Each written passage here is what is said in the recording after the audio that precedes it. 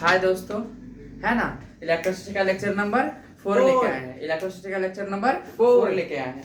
ठीक है, तो अच्छे से कुछ अच्छे खासे क्वेश्चन होंगे। क्वेश्चन के बाद फिर कुछ ही टॉपिक पे आ जाएगा। पीछे में जितना बताया सब क्लियर था, सभी को अच्छे से क्लियर था ना। तो शुरुआत करें हम। ठीक है, चलिए स्टार्टिंग करते हैं क्वेश्चन से। अच्छा क्वेश्चन है, अच्छा खासा क्वेश्चन है। और देखना प्रीवियस ईयर में इस साल भी इसी सिमिलर इसी तरह के क्वेश्चन आए थे नीट में। When a conducting soft bubble is negatively charged,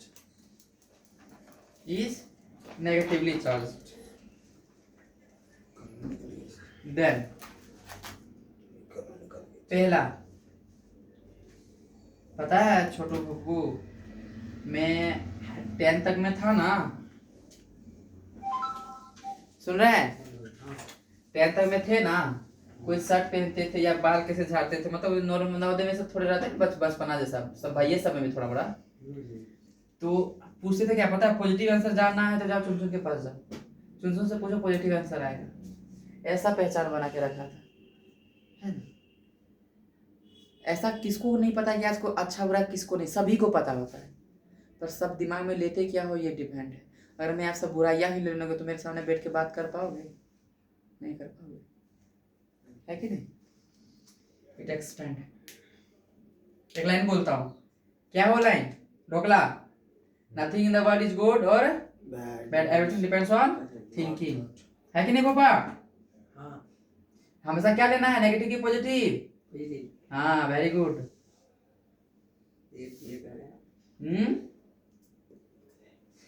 क्योंकि हमारे पेरेंट्स जिस रूप में देखना चाहते हैं वही रूप में हम लोग को दिखाना चाहिए, है कि नहीं।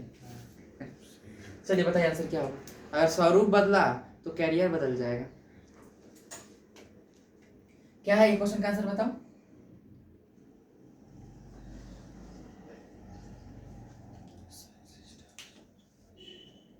When a conducting soft bubble is negatively charged, then its size varying arbitrarily.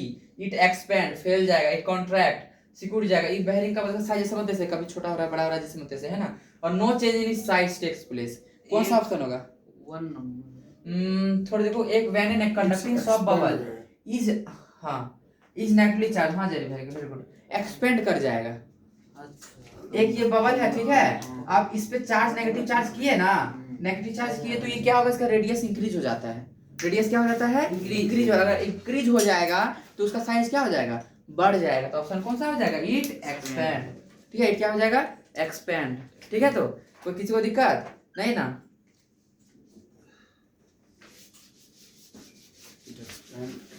Class 10वां तक हो गया, हालांकि अभी तो स्कूल से छूट गया है ना। कितना भी सर अच्छा हो पर जरूर एक बार बोलते होंगे ये बड़ी लेक्चर देता है कि नहीं है। जरूर सबका एक एक निक नेम वगैरह रखा जाता होगा, है ना।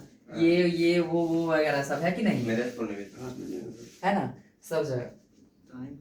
तो मतलब कितना भी अच्छा करते फिर भी हम लोग उसको वाला लेक्चर नहीं देखे थे, वो सब मीडिया में नहीं क्यों दिन भर देखते हैं, दिन भर लेक्चर नहीं देखे। दिन भर थोड़े दिन वाला तो कल तो आज तो सुबह में थे ही हम, तो फिर कल वाला कल तो ना पढ़ाई हुआ है, तो लेक्चर यही तो हुआ है, यही हुआ है। हाँ, चलो अब नया टॉपिक से शुरू हुआ है। चलो तो क्या बोले हम, अभी नेगेटिव चार्ज किए थे, अब मान तो वही स्पेयर को पॉजिटिव चार्ज करेंगे तो क्या होगा? कॉन्ट्रैक्ट हो जाएगा, एक्सपेंड ही होगा। उसमें भी रेडियस बढ़ जाते हैं। ठीक है, चाहे उस बबल को सॉफ्ट बबल को या तो पॉजिटिव चार्ज करो या तो नेगेटिव करो, वो क्या करेगा? एक्सपेंड ही करेगा, क्यों? रेडियस इंक्रीज हो रहा है। ठीक है, एक्सपेंड ही करेगा। पॉजिटिव भी करेगा तो क्या होगा? चाहे पॉजिटिव रहे चाहे नेगेटिव रहे, चाहे पॉजिटिव रहे या नेगेटिव रहे, वो सॉफ्ट बबल क्या करेगा? एक्सपेंड करेगा। कोई दिक्कत है नहीं ना, आगे बढ़ो।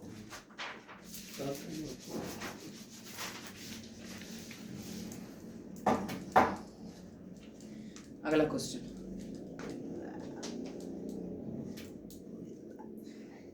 गोल्ड लीफ,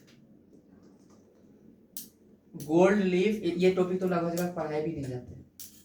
गोल्ड लीफ इलेक्ट्रोस्कोप्स, देखना मॉडल वगैरह में भी है कि नहीं, इज यूज्ड होंगे पर देख लेना, पर पढ़ाए जाते हैं बहुत कम जगह। Is used to measure the electric charge. Gold leaf क्या होता है? हाँ सही बोले, हाँ मैं सही चीज बोला, सही बोला, क्वेश्चन आपका सही है। सोना का पत्ता। To detect and test small charge, क्या to detect and test small charge. तीसरा, एक क्वेश्चन पूछता हूँ सभी से, ठीक है, फिजिक्स का नहीं है। क्या पेरेंट्स सारे बच्चों को इक्वल देखते हैं बचपन में? इसका तो आंसर सही है। क्या वो 20 साल के बाद ही सभी को इक्वल में देखते हैं? नहीं, क्यों नहीं देखते हैं? इसमें पेरेंट्स का दोष था कि बच्चों का था? सही बात, बच्चों क्योंकि उनका प्रति पेरेंट्स का इज्जत बदल गया। इसका सब आशीर्वाद सभी को नहीं मिल पाते हैं। शिक्षा के तरफ से अगर फुल आशीर्वाद, अगर फुल जो होता है ना अंदर मन शिक्षा, इस सच में अच्छे बच्चे हैं, तब मेरा ज्ञान सब नहीं मिल सकता। टीचर के प्रति हमेशा ईमानदार और सच्चा रहना पड़ेगा, तभी आपको सब चीज सीख पाओगे। ये क्या बोला, पर्सनली फील किया। डिफेक्ट ना। हाँ, to produce electric charge. Newton का थर्ड लॉ मोशन है, टिट फॉर टैट, है कि नहीं? जैसा एक्शन करोगे वैसा रिएक्शन होगा, है कि नहीं? आप अच्छे विचार रख के करो तो मेरे आपके प्रति बस क्या निकलेंगे? अच्छे विचार निकलेंगे। आप बोलोगे भैया को और सीखना चाहिए, है ना, भैया बहुत अच्छे हैं, तो मैं भी चाहूंगा कि आप और भी ज्यादा अच्छे रहे, हमसे भी ज्यादा अच्छे हो। शिक्षा नम्र तरीके से झुक के। हाँ बिल्कुल। और कभी भी अगर जिसको क्रूएल बोलते हैं ना, इगोपंथी लगा, कभी शिक्षा नहीं मिल पाएगा, मन से कभी बता ही नहीं पाएगा शिक्षा, कभी नहीं। मुझे बताना है इलेक्ट्रोस्कोप किस लिए यूज होता है? हाँ, gold leaf electroscope used to measure the electric charge to detect and test small charge. क्या होगा? To produce electric current, to produce electric charge. क्या हो जाएगा? नहीं हो जाएगा। डिफॉल्ट मिट्टी से हाँ? नहीं ये गोल्ड लीफ होता क्या है मतलब इसे समझ। हाँ, पहले तो पता होना चाहिए ना कि गोल्ड लीफ होता है क्या है। शिवम पहला बोल रहा है, पहला होगा। शिवम को बोलने दो। ये तो अंधेरा दिल मारा, गोल्ड लीफ बताइए। To detect and test small charge, ठीक है? बाप रे, मेरा ही सही है। To detect and test small charge, वही ठीक है? ये होता है। गोल्ड लीफ होता है सिंपल सा टेस्ट चार्ज को डिटेक्ट करने के लिए, पहचानने के लिए, है ना, चार्ज कितना है या कितना नहीं है, ठीक है? तो डिटेक्ट करने के लिए, क्या करने के लिए? Detect and test small charge. What is gold leaf electroscope? Gold leaf electroscope used to test and test small charge. देखो बिग सारे स्मॉल चार्ज लिखे हैं, और मेजर भी नहीं लिखा, to measure the electric charge भी नहीं। तो एकदम हाँ डिटेक्ट करता है, टेस्ट। अगर मेजर का पता एकदम छोटा सा, एकदम बहुत कम मेजर करता है, हालांकि लेकिन मेन वर्क क्या है इसका? क्या है? To detect and test small charge. Device है। हाँ, मैं लिखा दे रहा हूँ। क्या हुआ सोची, हंस रहे हो? कोई जोक है तो बताओ। नहीं, हम सही बता दिए इसलिए हंस रहा है। हम सही बता दिए इसलिए हंस रहा है। ओह ऐसा है। कितना बोल? दूसरा नंबर बोले, पहले ही बता दिया।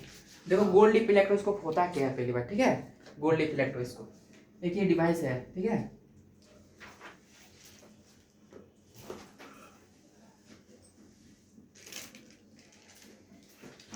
ठीक है, तो ऐसे रहता है। ये पहले से ना थोड़ा सा सेपरेट होता है, पहले से थोड़ा सा क्या होता है, एकदम थोड़ा सा चिपका हुआ बस नहीं रहता है, थोड़ा सा गैप रहता है। कैसा रहता है? ज्यादा गैप दिखा दिया, इतना गैप नहीं रहता है, कम गैप रहता है, ठीक है? कम।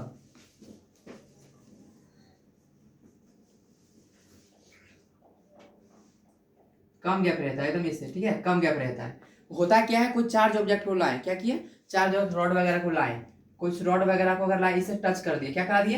ये पॉजिटिव चार्ज था, क्या था? इसको टच करा दिए तो कंडक्शन करवाए है ना, टच कराए तो कंडक्शन करवाए है ना, तो पॉजिटिव चार्ज इसमें ट्रांसफर हुआ कि नहीं होगा? इसको नोब बोलते हैं, नोब में टच कराए, ट्रांसफर हो के इधर आ जाएगा, फैल जाएगा ना।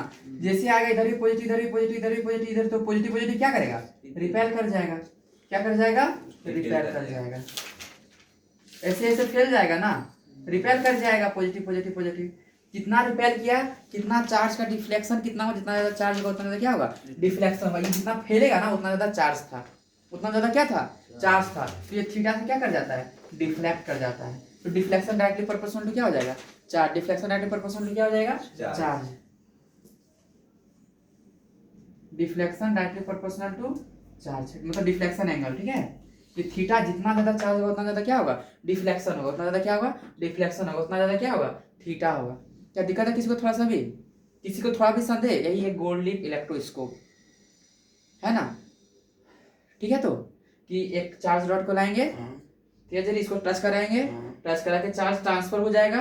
अब दो अलग अलग स्ट्रिप जैसा है ना, तो इधर भी पॉजिटिव चार्ज, इधर भी पॉजिटिव चार्ज, दो आपस में क्या होगा? रिपेल हो जाएगा। रिपेल जितना ज्यादा थीटा उतना ज्यादा डिफ्लेक्शन, मतलब उतना ज्यादा थीटा, जितना ज्यादा थीटा उतना ज्यादा चार्ज, चार्ज और जितना ज्यादा चार्ज उतना ज्यादा थीटा, मतलब एक दूसरे का डायरेक्टली प्रोपोर्शनल। क्लियर है? तो अब इस चीज को मैं लिखा देता हूँ थोड़ा, ठीक है। लगभग ने पूछना तो इसका नाम भी नहीं सुने होंगे लगभग ने, गोल्ड लीफ इलेक्ट्रोस्कोप ड्रॉपर वाला भी रहेंगे तो, है ना? सोना का पत्ता चलिए लिखा दो तो, है ना। ए लीफ इलेक्ट्रोस्कोप बोल देता हूँ, आप लोग लिख लो, ठीक है? अब ये बोल दीजिए। है ना, थोड़ा लंबा चौड़ा है और पर्सनली भेज दूंगा सभी को। एक सुन लीजिएगा, a leaf electroscope is a simple apparatus, a leaf electroscope is a simple apparatus to detect any charge on a body. इतना ही लिख देता हूँ बस, a leaf electroscope is a simple apparatus। उसके बाद तो सब चीज समझा दिया ना, is simple apparatus is a simple apparatus to detect any charge on a body, है ना? यही है डेफिनेशन। कैसे देखो, हाँ, to detect any charge on a body.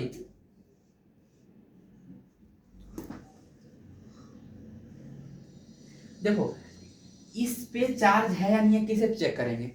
मानते हैं इस पे पॉजिटिव चार्ज है, ठीक है? पॉजिटिव चार्ज है या नेगेटिव चार्ज है, इसको मतलब चार्ज है या नहीं कैसे पता करेंगे? इसको, हाँ, इसको जाके टच करा देंगे, ये नॉब यहाँ बना देते हैं, इसको क्या करा देंगे? टच करा देंगे ना, तो इसका चार्ज क्या होगा, इसमें ट्रांसफर हो जाएगा, ट्रांसफर होके ये क्या कर देगा, इधर इधर फैलेगा, डिफ्लेक्शन हो जाएगा। और अगर चार्ज रहा ही नहीं, इसको टच करेंगे, डिफ्लेक्ट करेगा क्या? नहीं करेगा, डिफ्लेक्ट नहीं किया तो चार्ज नहीं था, है कि नहीं? अच्छे समझ में आया? तो एकदम बेस्ट तरीके से बस क्लियर। तो पठान ढोकला ये सब क्लियर अच्छे से, ठीक हो?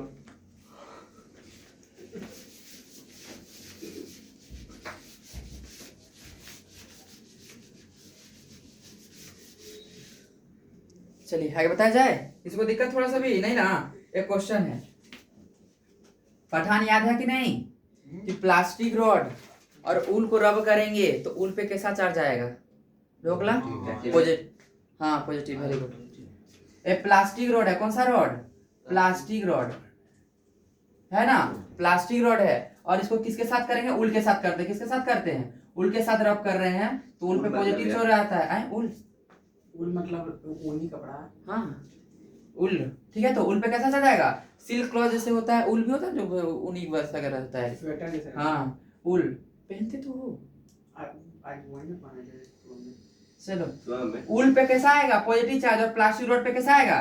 नेगेटिव। अगर यही मैं बोलूंगा ग्लास रॉड और सिल्क क्लॉथ करो, ग्लास रॉड पे किस तरह का चार्ज आता है? ग्लास रॉड पे पॉजिटिव, हाँ पॉजिटिव आता है, वेरी गुड। ग्लास रॉड किस तरह का चार्ज आता है? पॉजिटिव आता है, ठीक है। और सिल्क पे किस तरह का आ जाएगा? नेगेटिव आ जाएगा। सिल्क पे कैसा आता है? नेगेटिव, ठीक है। हालांकि सब पहले बताया हूँ कि नहीं बताया हूँ, ठीक है। हालांकि वीडियो में नहीं आएगा, पहले बताया था, है कि नहीं? और भी कुछ बताया था कि नहीं? गोल्ड लीफ, फिर प्लास्टिक रॉड, ऊल 3 करके ओवरऑल बताया था, कॉम बताया था, है ना, फर कैट स्किन बताया था, है ना, ऑफलाइन है, हाँ ऑफलाइन, ठीक है। तो ग्लास रॉड, सिल्क और प्लास्टिक रॉड और ऊल, ठीक है। तो कोई दिक्कत? हाँ हाँ बोल, ठीक है। तो क्वेश्चन लिख लेता हूँ। When A plastic rod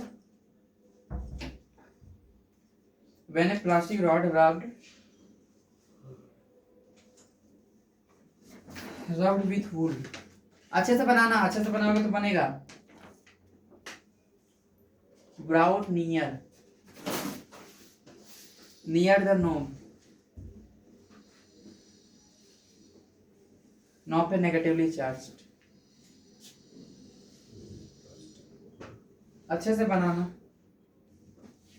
charge gold leaf electroscope, the gold leaf. चलो पहला कॉन्ट्रैक्ट, चलो देखता हूँ कौन बताते हो। ढोकला जरी पठान, चौची बताओ।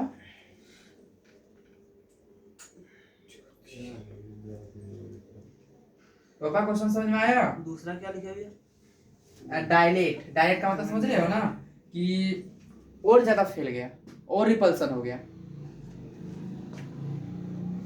डायरेक्ट और ज्यादा, कॉन्ट्रैक्ट मतलब सिकुड़ जाना, डायरेक्ट मतलब और फैल जाना, है कि नहीं है? Start oscillation, oscillating. शिवम तू बोल रहा है क्या अभी 9 है क्या भैया? भैया 2 नंबर क्या होगा? हैं? क्या 9 है क्या? हाँ मेरा बाबू 2 नंबर है। 2 नंबर नहीं कर रहे थे लोग 2 नंबर अब तो आ ही नहीं रहा है हैं बढ़िया है वो चुका है तुम लोग तुक्का मार रहे हो दोनों मिलके हमेशा क्या नहीं मार रहा है हम ही देना आंसर बताएंगे कौन फेल हो गए। बताएंगे फिर नहीं होता ना। फिर 2 ही होगा, इंसान तो नहीं मारे। तब सही है वेरी गुड सही बता वेरी चुके गुड चाची When a plastic rod rubbed with wool is brought near the knob और knob का मतलब जो ऊपर में सर्कल सा नहीं बनाए थे ये गोल्ड लीफ एक अपार्टस बनाए थे ना ऐसे था यहाँ पे जो नॉब बनाए थे इसी को नॉब बोलते हैं फिर इसको क्या बोलते हैं नॉब बोलते हैं इसको क्या बोलते हैं नॉब बोलते हैं ठीक है तो बोला एक प्लास्टिक रॉड को उल के साथ रब किए हैं उल के साथ रब करने के बाद एक क्या होता है नेगेटिव चार्ज गोल्ड लीफ के पास लाए किसके पास लाए हैं नेगेटिव चार्ज गोल्ड लीफ के पास लाए तो गोल्ड लीफ क्या करेगा कॉन्ट्रैक्ट कर जाएगा मतलब ये दोनों गोल्ड लीफ है दोनों कॉन्ट्रैक्ट सिकुड़ जाएगा कि फैल जाएगा है ना कि ऑसिलेशन ऐसे ऐसे करने लगेगा कि चिपक जाएगा एकदम कोलैप्स हो जाएगा कंप्लीटली कोलैप्स चिपक जाएगा DIL क्या लिखा है? DILAT डायरेक्ट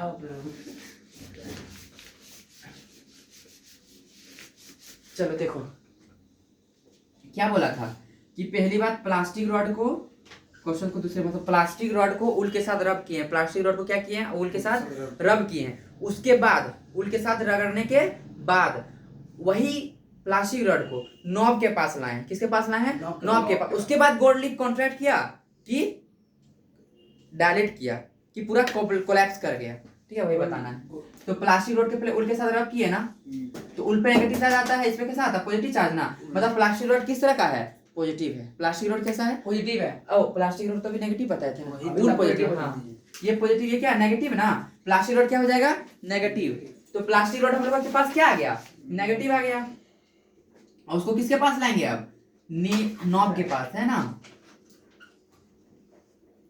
किसके पास नॉब के पास लाए है कि नहीं है सुनना कहीं लिखा था कि टच करा रहे हैं या फिर बस नियर लिखा था नियर लिखा था। हाँ अपना तो नजदीक ला रहे हैं ना कैसा ला रहे हैं नजदीक प्लास्टिक रॉड कैसा चाह रहे हो नेगेटिव हो गया ना नेगेटिव है तो ये कैसा हो जाएगा पॉजिटिव टच नहीं कराए हैं बस नजदीक लाए बहुत ही बेहतरीन क्वेश्चन है नेगेटिव है क्या हो जाएगा पॉजिटिव ना अब पॉजिटिव पॉजिटिव पॉजिटिव इधर पॉजिटिव हो जाएगा एक बात बताओ गोल्ड लीफ किस नेचर का दिया गया था क्वेश्चन में नेगेटिव दिया गया था पढ़ना क्वेश्चन पढ़ो लिखा है तो गोल्ड लीफ कैसा था नेगेटिवली चार्ज था ये मतलब गोल्ड लीफ पहले से क्या है पहले से ही बोला गया है कि नेगेटिव चार्ज है बोला है ना मतलब इसके पास जो भी पॉजिटिव चार्ज था ये तो और इधर आ गया ना है कि नहीं है तो इधर इधर बस क्या बचा नेगेटिव सिर्फ और सिर्फ क्या बचेगा नेगेटिव तो और रिपल्सन हो जाएगा आंसर क्या हो जाएगा डायरेक्ट बहुत अच्छा क्वेश्चन था ठीक है टच करा देते तो ये नेगेटिव था तो ये भी नेगेटिव ट्रांसफर हो जाता नेगेटिव हो रहा कि और डायरेक्ट हो जाता और ज्यादा नेगेटिव इसमें डायरेक्ट होगा ना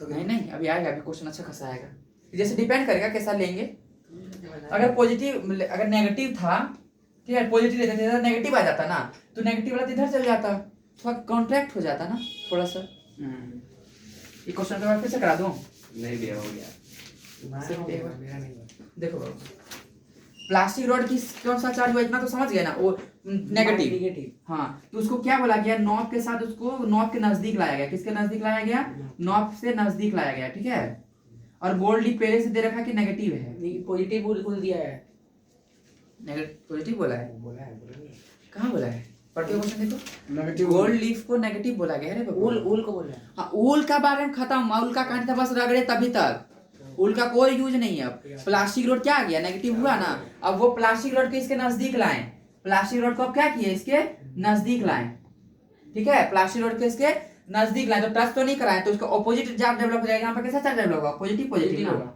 पॉजिटिव मतलब इधर से जो पॉजिटिव था सब इधर चल जाएगा तो यहाँ और ज्यादा नेगेटिव बचेगा ना पॉजिटिव सबको ले गए तो बस नेगेटिव बचेगा ना और ये और क्या कर जाएगा और रिपल्सन हो जाएगा तो डायलेट हो जाएगा क्या हो जाएगा डायलेट अब आया समझ में और कुछ जो टॉपिक ऐसे हैं कि लगभग टीचर छेड़ना ही नहीं चाहते हैं क्योंकि बच्चे को जल्दी से समझा नहीं पाते है ना छोड़ते ही नहीं देखो और भी जब भी पढ़ रहे हो कहीं और देखना वहाँ पे कैसे नहीं नाम भी नहीं सुनेगा गोल्ड लीफ इलेक्ट्रोस्कोप खत्म चैप्टर पर गोल्ड लीफ इलेक्ट्रोस्कोप क्या था पूछना तो डिपेंड करता है ना बच्चे कितने हमको सपोर्ट कर रहे हैं कितने पढ़ना चाहते हैं कितना कंटेंट लेना चाहते हैं वो एक टीचर पर डिपेंड नहीं करता बच्चे पर डिपेंड करता है वो कितना अच्छे से टीचर के प्रति ईमानदार और सच्चा है वो उतना मन से और पढ़ाता है ना उतना ज्यादा आगे बताया जाए चलो एक और क्वेश्चन देखो, क्वेश्चन कराऊंगा, क्वेश्चन के टाइम में बताता हूँ, तुमको लगता है क्वेश्चन बहुत बड़ा हो गया, इसका मैं पहले बता देता हूँ, है ना। एक्सरे, ठीक है पठान, एक्सरे हवा को ये आयनाइज करता है, आयनाइज है यार, इंपॉर्टेंट पॉइंट में लिख रहा हूं, बता रहा हूँ है। एक्सरे क्या करता है, दो तरह का रेडिएशन, दो तरह के रेज होते हैं, नॉन आयनाइज रेडिएशन और आयनाइज रेडिएशन, ठीक है। अब इस क्वेश्चन के टाइम जैसे बताऊंगा अपने आप समझ में आ जाएगा क्या है, फोटो इलेक्ट्रिक इफेक्ट वगैरह पढ़ाने हर चीज क्लियर हो जाएगा। ये दूसरे चैप्टर के हैं, यहाँ थोड़ा कंबाइन कर दिया गया, तभी तो क्वेश्चंस नहीं बनते है कि, तभी तो क्वेश्चंस नहीं बनते हैं। अभी कितना बस याद रखना है, एक्सरे क्या करता है, आयनाइज करता है, एयर को क्या करता है, आयनाइज करता है, क्या करता है, आयनाइज करता है, ठीक है। और अगर मैं बोलूंगा गामा रेज, वो नॉन आयनाइजेशन रेडिएशन होते हैं, याद रखना ये बात, मैं एक्स्ट्रा भी बता दे रहा हूँ, gamma rays non ionisation radiation होता है, पर एक्सरे क्या होता है, आयनाइज रेडिएशन। देखो खाली नॉर्मल पूछ देता है एक्सरे कैसा है, तो एकदम लल्लू पच्चू बोर्ड का क्वेश्चन हो जाता है। अब इसका बस एक यूज मिलेगा तुमको, और यूज अगर नहीं पता तो क्वेश्चन कितना भी कॉन्सेप्ट क्लियर हो नहीं बनता, क्वेश्चन भी दे रहा हूँ, ठीक है। बोर्ड में पूछ देता है तो बोर्ड में बस बोलता है कि name the ionisation radiations, ionisation non ionisation rays, क्या हुआ, एक्सरे हो जाता हाँ एक्सरे आयनाइजेशन रेडिएशन होते हैं। और दूसरी बात, एयर को तो आयनाइज किया, एयर को क्या किया, आयनाइज। वैक्यूम का मतलब क्या होता है, क्लास 8वां से, वैक्यूम का मतलब हवा नहीं खाली खाली जगह हाँ। खाली जगह को मरता हाँ। और खाली का मतलब क्या होता है, जहाँ पे हवा हो ही ना, वैक्यूम में बात ट्रांसफर नहीं होता। फीस में वैक्यूम और एयर को लगभग एक ही जैसा मान के चले जाते हैं, पर यहाँ पे नहीं हो सकता है। अगर एक्सरे रहता तो कोई इफेक्ट नहीं होगा, क्योंकि हवा है नहीं तो आयनाइज किसको करेगा, हवा है ही नहीं तो आयनाइज किसको करेगा, और हवा है तो एक्सरे उसको क्या कर देगा, आयनाइज कर देगा। आया तो समझ में, ये बात याद रखना, वैक्यूम में एक्सरे का नो इफेक्ट, ठीक है। अगर एयर है तो क्या कर देगा, आयनाइज कर देगा, क्या कर देगा, आयनाइज। आयनाइज से फिर केमिस्ट्री क्या बताए थे, आयंस वगैरह कुछ बताए थे, वहीं से हिंट करते हैं तुमको। कुछ किसी को एनर्जी देंगे, इलेक्ट्रॉन निकलेगा, आयनाइजेशन एनर्जी, बताए थे कि नहीं बताते कुछ, आयनाइजेशन एनर्जी, वही तो सब सब्जेक्ट लिंक्ड है। चलो क्वेश्चन देता हूँ, ये पॉइंट याद रखना जो बताया हूं मैं। एक गोल्ड लीफ, चलो इसको करा देता हूँ पहले, ए charge gold leaf, A charge gold leaf electroscope, charge gold leaf electroscope has it leaves. अच्छा क्वेश्चन है, बहुत अच्छा क्वेश्चन है, बच्चे तो बोलेंगे क्या करेंगे नहीं करेंगे पता नहीं। Has leaves A part by certain amount, by certain amount having enclosed air, having enclosed air when the, अच्छा समझ में आ रहा है सबको, बेसिक खत्म हो तो बहुत मजा आएगा। when the, अब कुछ देर में होने वाले हैं, when the electroscope is subjected, हालांकि सर टॉपिक तो लगभग पढ़ाते भी नहीं, मैंने भी किया है ना, वो तो बस एक दो सर देखे ने जिसने पढ़ाया, बाकी वरना तो गोल्ड लीफ का नाम तक नहीं सुनाया। Then the leaves, देखना मॉड्यूल से ज्यादा क्वेश्चन को क्लासेस में मिल रहे हैं, फर्दर डाले, और जो असाइनमेंट दे रहा हूँ उसमें वो तो कोई उसका लिमिट ही नहीं है, स्टार्ट और से लेके है ना, सही होता है पूरा उल्टा ये सब पढ़ भी नहीं किया है ना, वही तो मैं बोला नहीं बताते हैं। जो देखो जो ड्रॉपर हो, जो 12th लगभग जगह कर चुके हो, उसको ये सब एहसास हो रहे हैं ना। और होता है ना कभी कभी चिड़िया खेत चुक जाता है, बाद में फंसाने का क्या फायदा। ऐसे 4-5 स्टूडेंट हमारे पास आ चुके हैं, लास्ट में हार फार क्या था भैया आप ही करे, तब तो मेरे पास समय नहीं था, तो वक्त ही सब बताते हैं। चलो इस क्वेश्चन का आंसर बताओ। ए charge gold leaf electroscope has its leaves A part by certain amount having enclosed air, ठीक है। थोड़ा सा जो गोल्ड लीफ था ना वो ऐसे है, बोला है ना यहाँ पे gold leaf electroscope has its leave A part, A part का हिंदी क्या होता है ना, अलग है ना, ये तब इंग्लिश वगैरह जैसे फिजिक्स में नहीं बताने का, फिर भी बता दे, पार्ट का मतलब अलग, अलग है थोड़ा सा, है ना। उस अलग में थोड़ा सा क्या है, एयर है, क्या है, एयर है, ठीक है, क्या है, एयर है। अब क्या किए हैं, when the electroscope is subjected to X-ray, वो इलेक्ट्रोस्कोप जो था लीफ इलेक्ट्रोस्कोप, उसमें एक्सरे पास करा दिए, क्या पास करा दिए, एक्सरे नंबर होगा, क्या होगा, सी किसका नंबर, 3 कोलैप्स, कैसे, वेरी गुड, सही है। अरे महाराज ये क्या मतलब क्वेश्चन कैसे एकदम पता है कैसे बता, कहते हैं वो लगा है वही होगा। कोलैप्स का मतलब बढ़िया बढ़िया वेरी गुड। पढ़े थोड़े अभी बहुत सीधा फॉर्म भरो समझा गर्दा बना दो लगा भैया हमको ये लग रहा चलो बढ़िया बात है। तो मजी नहीं है काहे सब सही हो जाएगा हैं? रहना गलत है दादा चलो बढ़िया है। इतना तो समझ में आ गया तो इसको एक्सप्लेन कर रहा हूँ। विवक को बात है हां क्या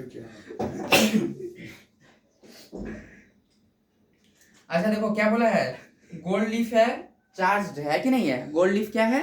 चार्ज है। कि कौन सा चार्ज है? पॉजिटिव ऐसा तो मैंने नहीं बोला है। हां हमको कोई पता नहीं है चलो देखो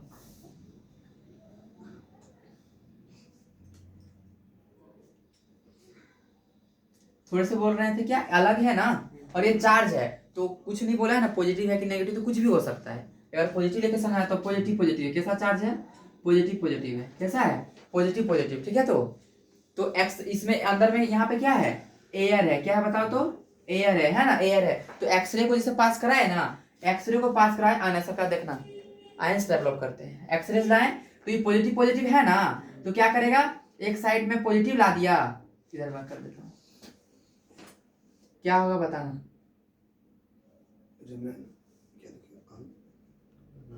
एक तरफ पॉजिटिव डेवलप करे दूसरी तरफ क्या आ गया? नेगेटिव। ये हवा जो था हवा को आयनाइज कर दिया।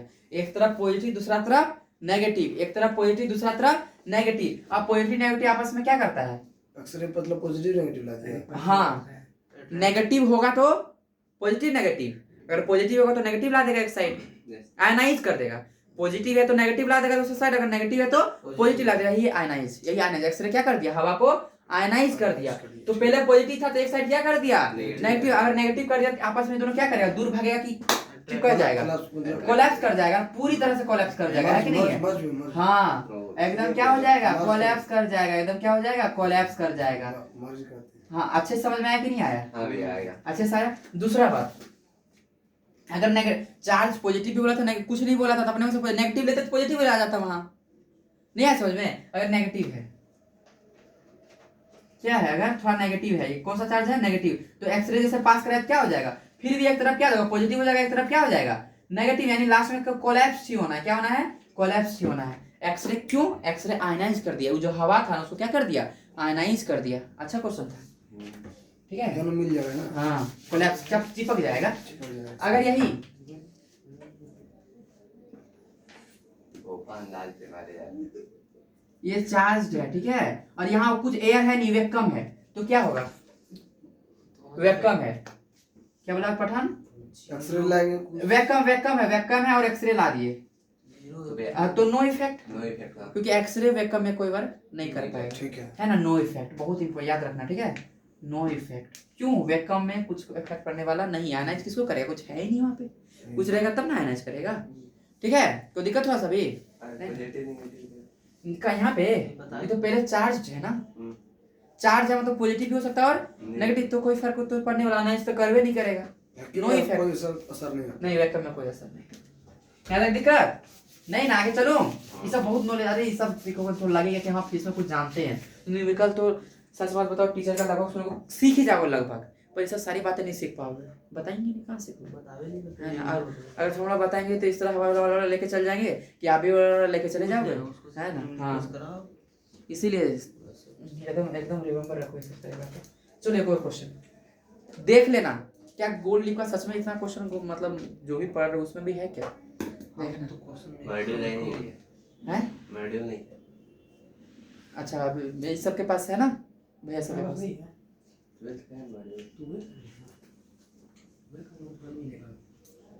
अब तो मिल जाएंगे ना एक दो महीने के बाद, नहीं भी अभी टाइम लगेगा। 3-4 महीना के बाद मार्च में हम लोग का मार्च में हम लोग। अगर तुम लोग का हैगा ना तो क्या बोलते हैं इसका वाला था, मतलब इसी का जिसका है वहाँ का लेना बहुत बढ़िया है। IIT अच्छा सब हाँ समझ गया ना।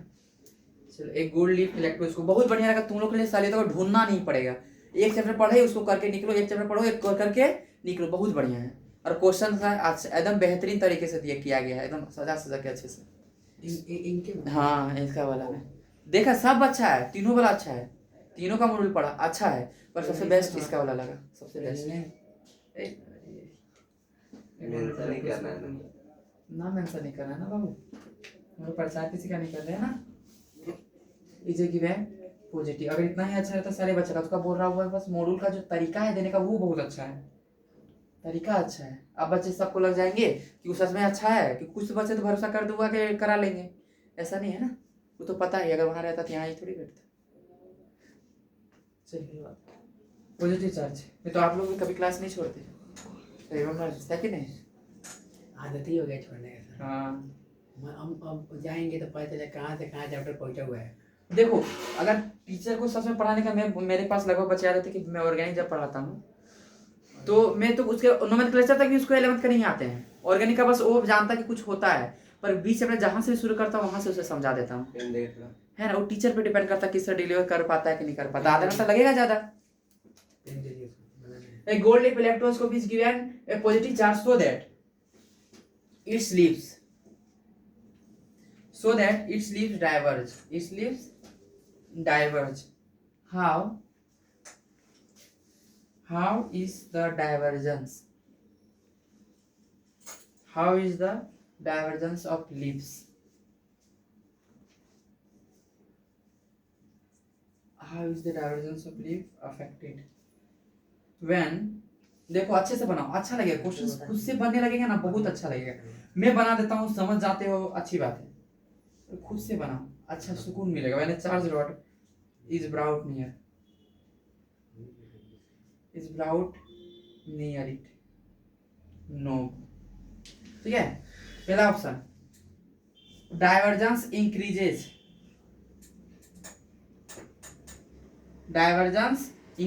दूसरा नंबर डाइवर्जेंस डिक्रीजेज, तीसरा number divergence remains same,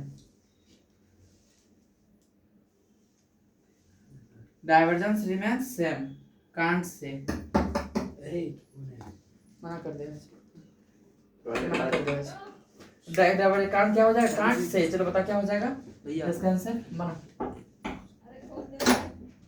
divergence. चलो बता क्या होगा। A gold leaf electroscope is given a positive charge so that its leaves diverge. How is the divergence of leaves affected when a negatively charged rod is brought near its decrease knob? बोल रहा है, decrease बोल रहा है। Decrease बोल रहा है, और डाइवर्ज हो जाएगा, डिक्रीज थोड़ा होगा, हैं? और ज्यादा डाइवर्ज हो जाएगा। डाइवर्ज हो जाएगा ना, हाँ, डिक्रीज नहीं और होगा। क्योंकि जब उसको पास लाएंगे तो पॉजिटिव चार्ज अंदर आएगा, सही और बात। पहले से पॉजिटिव है। A gold leaf electroscope is given a positive charge so that its leaf is diverge, है कि नहीं? How is the divergence of leaves affected when a negatively charged rod is brought near its knob? हैं? Decrease बोल रहा है, decrease ही होगा। Divergence decrease, Pathan जी और चौंची जी good. अरे ये डाइवर्जेंस डिक्रीजेस, लाए हुए हैं, तुम बोल रहा है। ठीक है। सो एक gold leaf electroscope is given A positive charge so that it's leaves diverge. देखो ये रात में पढ़ रहा है, ठीक है, ये क्या है, एक गोल्ड लीफ इलेक्ट्रोस्कोप को पॉजिटिव चार्ज दिया गया है ना, कैसा चार्ज दिया गया है, पॉजिटिव चार्ज दिया गया है।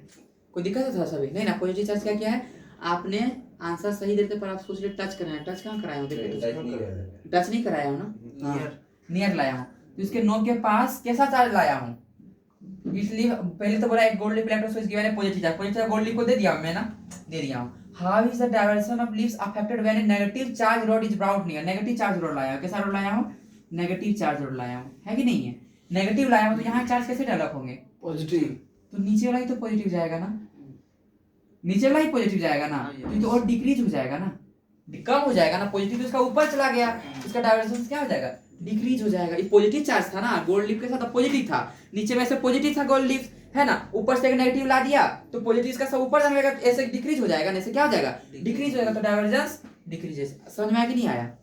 आया तो अच्छे से।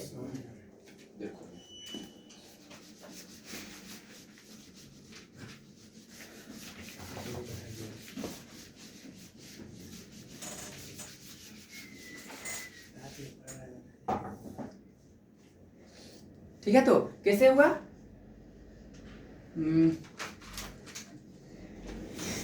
ऐसे पहले ये सब पॉजिटिव चार्ज था कि नहीं था, इसके बगल में क्या ला दिए, नेगेटिव ला दिए ना, तो नेगेटिव नीचे वाला पॉजिटिव जाके तो भागने लगेंगे ऊपर, है ना, तो यहाँ घट गया तो डायवर्जेंस क्या हो जाएगा, डिक्रीज हो जाएगा, क्या हो जाएगा, डिक्रीज हो जाएगा। है ना। मैंने लगभग 4-5 साल से एक चीज ऑब्जर्व कर रहा हूँ, क्या पता है, चाहे शादी के केस में ले लो, किसी केस में ले लो, एटलीस्ट जैसा भी है अंदर से, पर लगभग सबको सही ज्ञान तो देता है 20-30 को बैठा कर। कौन? साधु वगैरह कुछ भी, कोई भी लगभग, है ना। तो उसके पीछे सब क्या लग जाते हैं, कुछ ना तो कुछ कमी निकालेंगे। होता है कि नहीं होता है, कैसे भी करके उसको बदनाम करना है फर्स्ट थिंग। पर किसी को तो सही कर रहा है ना, 20-30 को फॉलो करने लगता, बहुत कोई फॉलो करने लगता है, इंटरनली है थोड़ा सा, पर उसे तो हजार ज्यादा दिन दहाड़े है ऐसे, उसको तो कोई नहीं बोल पा रहा, क्योंकि वो क्या है, वो दम दिखा के कर रहा है, और तो किसी से कुछ डर नहीं है समाज से, है कि नहीं है। और जो कुछ सही कर रहा है उसको क्या करता है, उसका गलतियां को फाइंड आउट करने का कोशिश करते हैं। इसलिए जो अच्छे करते हैं उसको क्या करना चाहिए, हम लोग को सपोर्ट करना चाहिए, है ना, जो अच्छे कर रहे हैं। हाँ, इंटरनल ह्यूमन ईयर्स होते हैं, नेचर होता है कुछ कुछ, है कि नहीं है, पर कुछ सीख तो सही कर रहे हैं ना, उसको आगे बढ़ाया जाए, है कि नहीं। ये तो इंपॉर्टेंट है जो पढ़ा रहा हूँ, पर जो अलग बातें बोलता हूँ दिमाग में जरूर बैठा, उसी से आपका चरित्र बनेगा, वो बातें हमेशा याद रखना, ठीक है।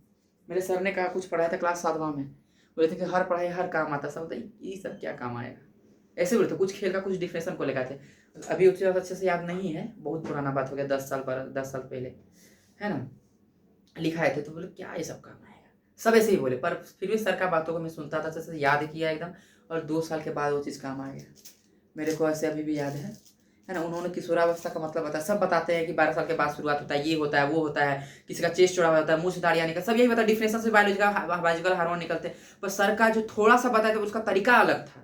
और वो क्लास 9 से जब क्लास हो रहे, है ना, मैं ये सोनपुर गया था, तो वहाँ पे क्लासेस चल रहे, तो मेरे को पूछा गया कि सब ने बच्चे यही आंसर दिया, सभी ने, पर हम जब अपना हाथ उठाया, हमने आंसर बोला कि सर एडोलेसेंस का हिंदी होता है किशोरावस्था, किस और अवस्था, किस और आप अपना चूज कर रहे हैं, अच्छा है और किसी जगह पूरा जिंदगी आपका अच्छा होगी। एडोलेसेंस से सबसे इंपॉर्टेंट और क्रिटिकल एज होता है, अच्छा एज चूज किया, अच्छा रास्ता चूज किया, आपका जिंदगी सफल हो जाएगा। इसी में स्मोकिंग तो थोड़ा उल्टा फुल्टा काम किया तो उसका लाइफ ही क्या होता, पूरा डिस्ट्रॉय हो जाता है। एडोलेसेंस यही तो 12 से लेकर 18 साल तक, है ना। सर सुन के बोली सच में तुम्हें तो नया डिफिनेशन लग रहा है मेरे को, सर सबको क्लैपिंग कराया गया, मेरे को वो 2 साल के बाद काम आया, है कि नहीं है। किशोरावस्था, है ना, सब अलग अलग किशोरा, किस और आप चूज कर रहे हो, इसका अर्थ ये होता सच में आपका ये जो भी है ना, आप लोग का अगर ये सही से रहे ना, लाइफ हमेशा सही रहेगा, हमेशा सही रहेगा। और ये लाइफ बिगड़ जाने बाद में कितना सुधारने की कोशिश करें, बहुत मुश्किल होगा, बहुत मुश्किल, बहुत मुश्किल। यहाँ तक समझ में आया रे बाबू सभी को, किसी को दिक्कत हुआ क्या? चलो एक क्वेश्चन और है,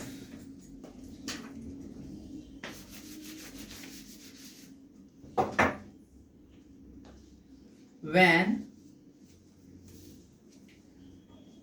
a plus 20 coulomb rod is touched,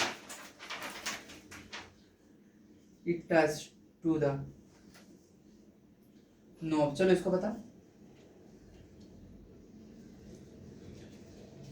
the deflection of leaf, form है क्या, FOR क्या लिखा है? कौन सा बाबू? When the 20 coulomb rod when 20 coulomb rod is touched, or touch किया गया, टू द नॉब, टच करा दिए इस बार, ठीक है। द टच करा दिए, सेम ट्रांसफर हो जाएगा ना।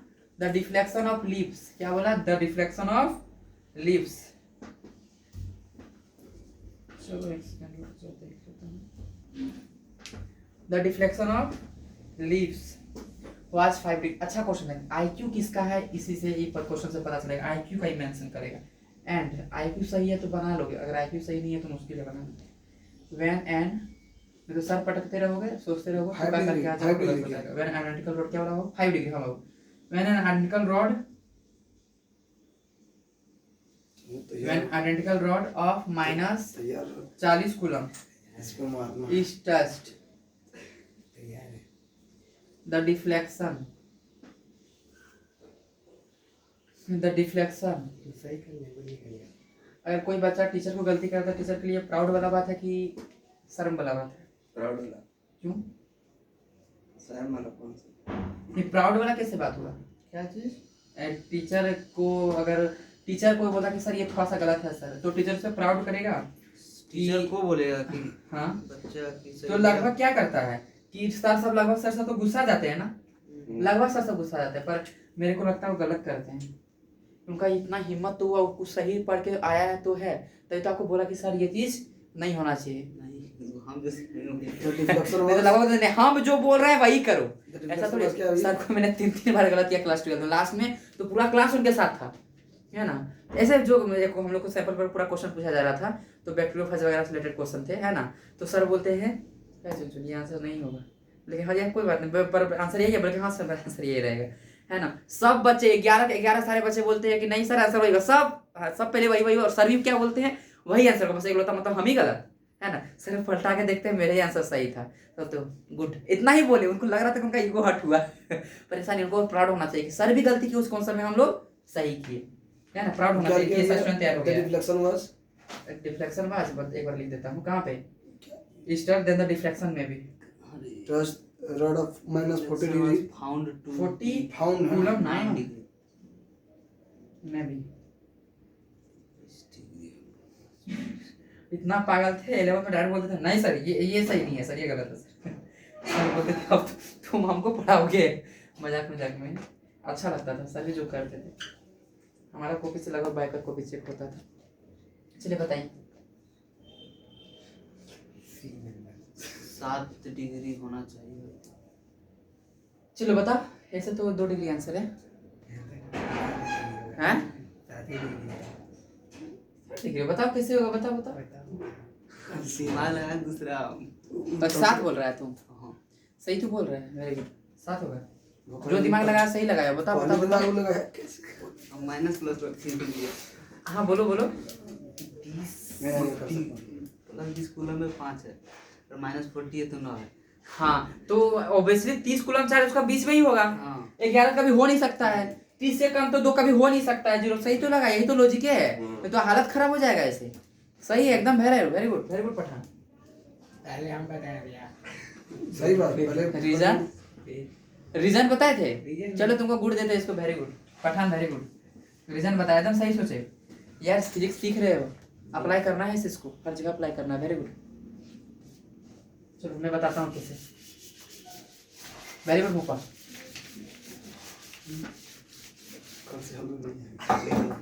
चलो देखो 30 कूलम में कितना डिफ्लेक्शन था? 20 था ना भैया, 20 था। 20 कूलम था, 20 कूलम में कितना डिफ्लेक्शन था?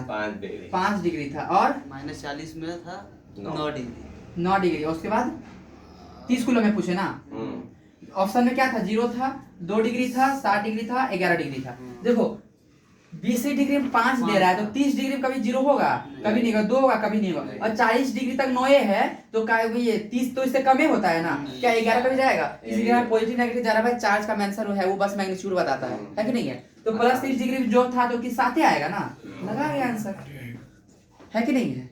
गुड, ठीक है। लॉजिक लगाना चाहिए।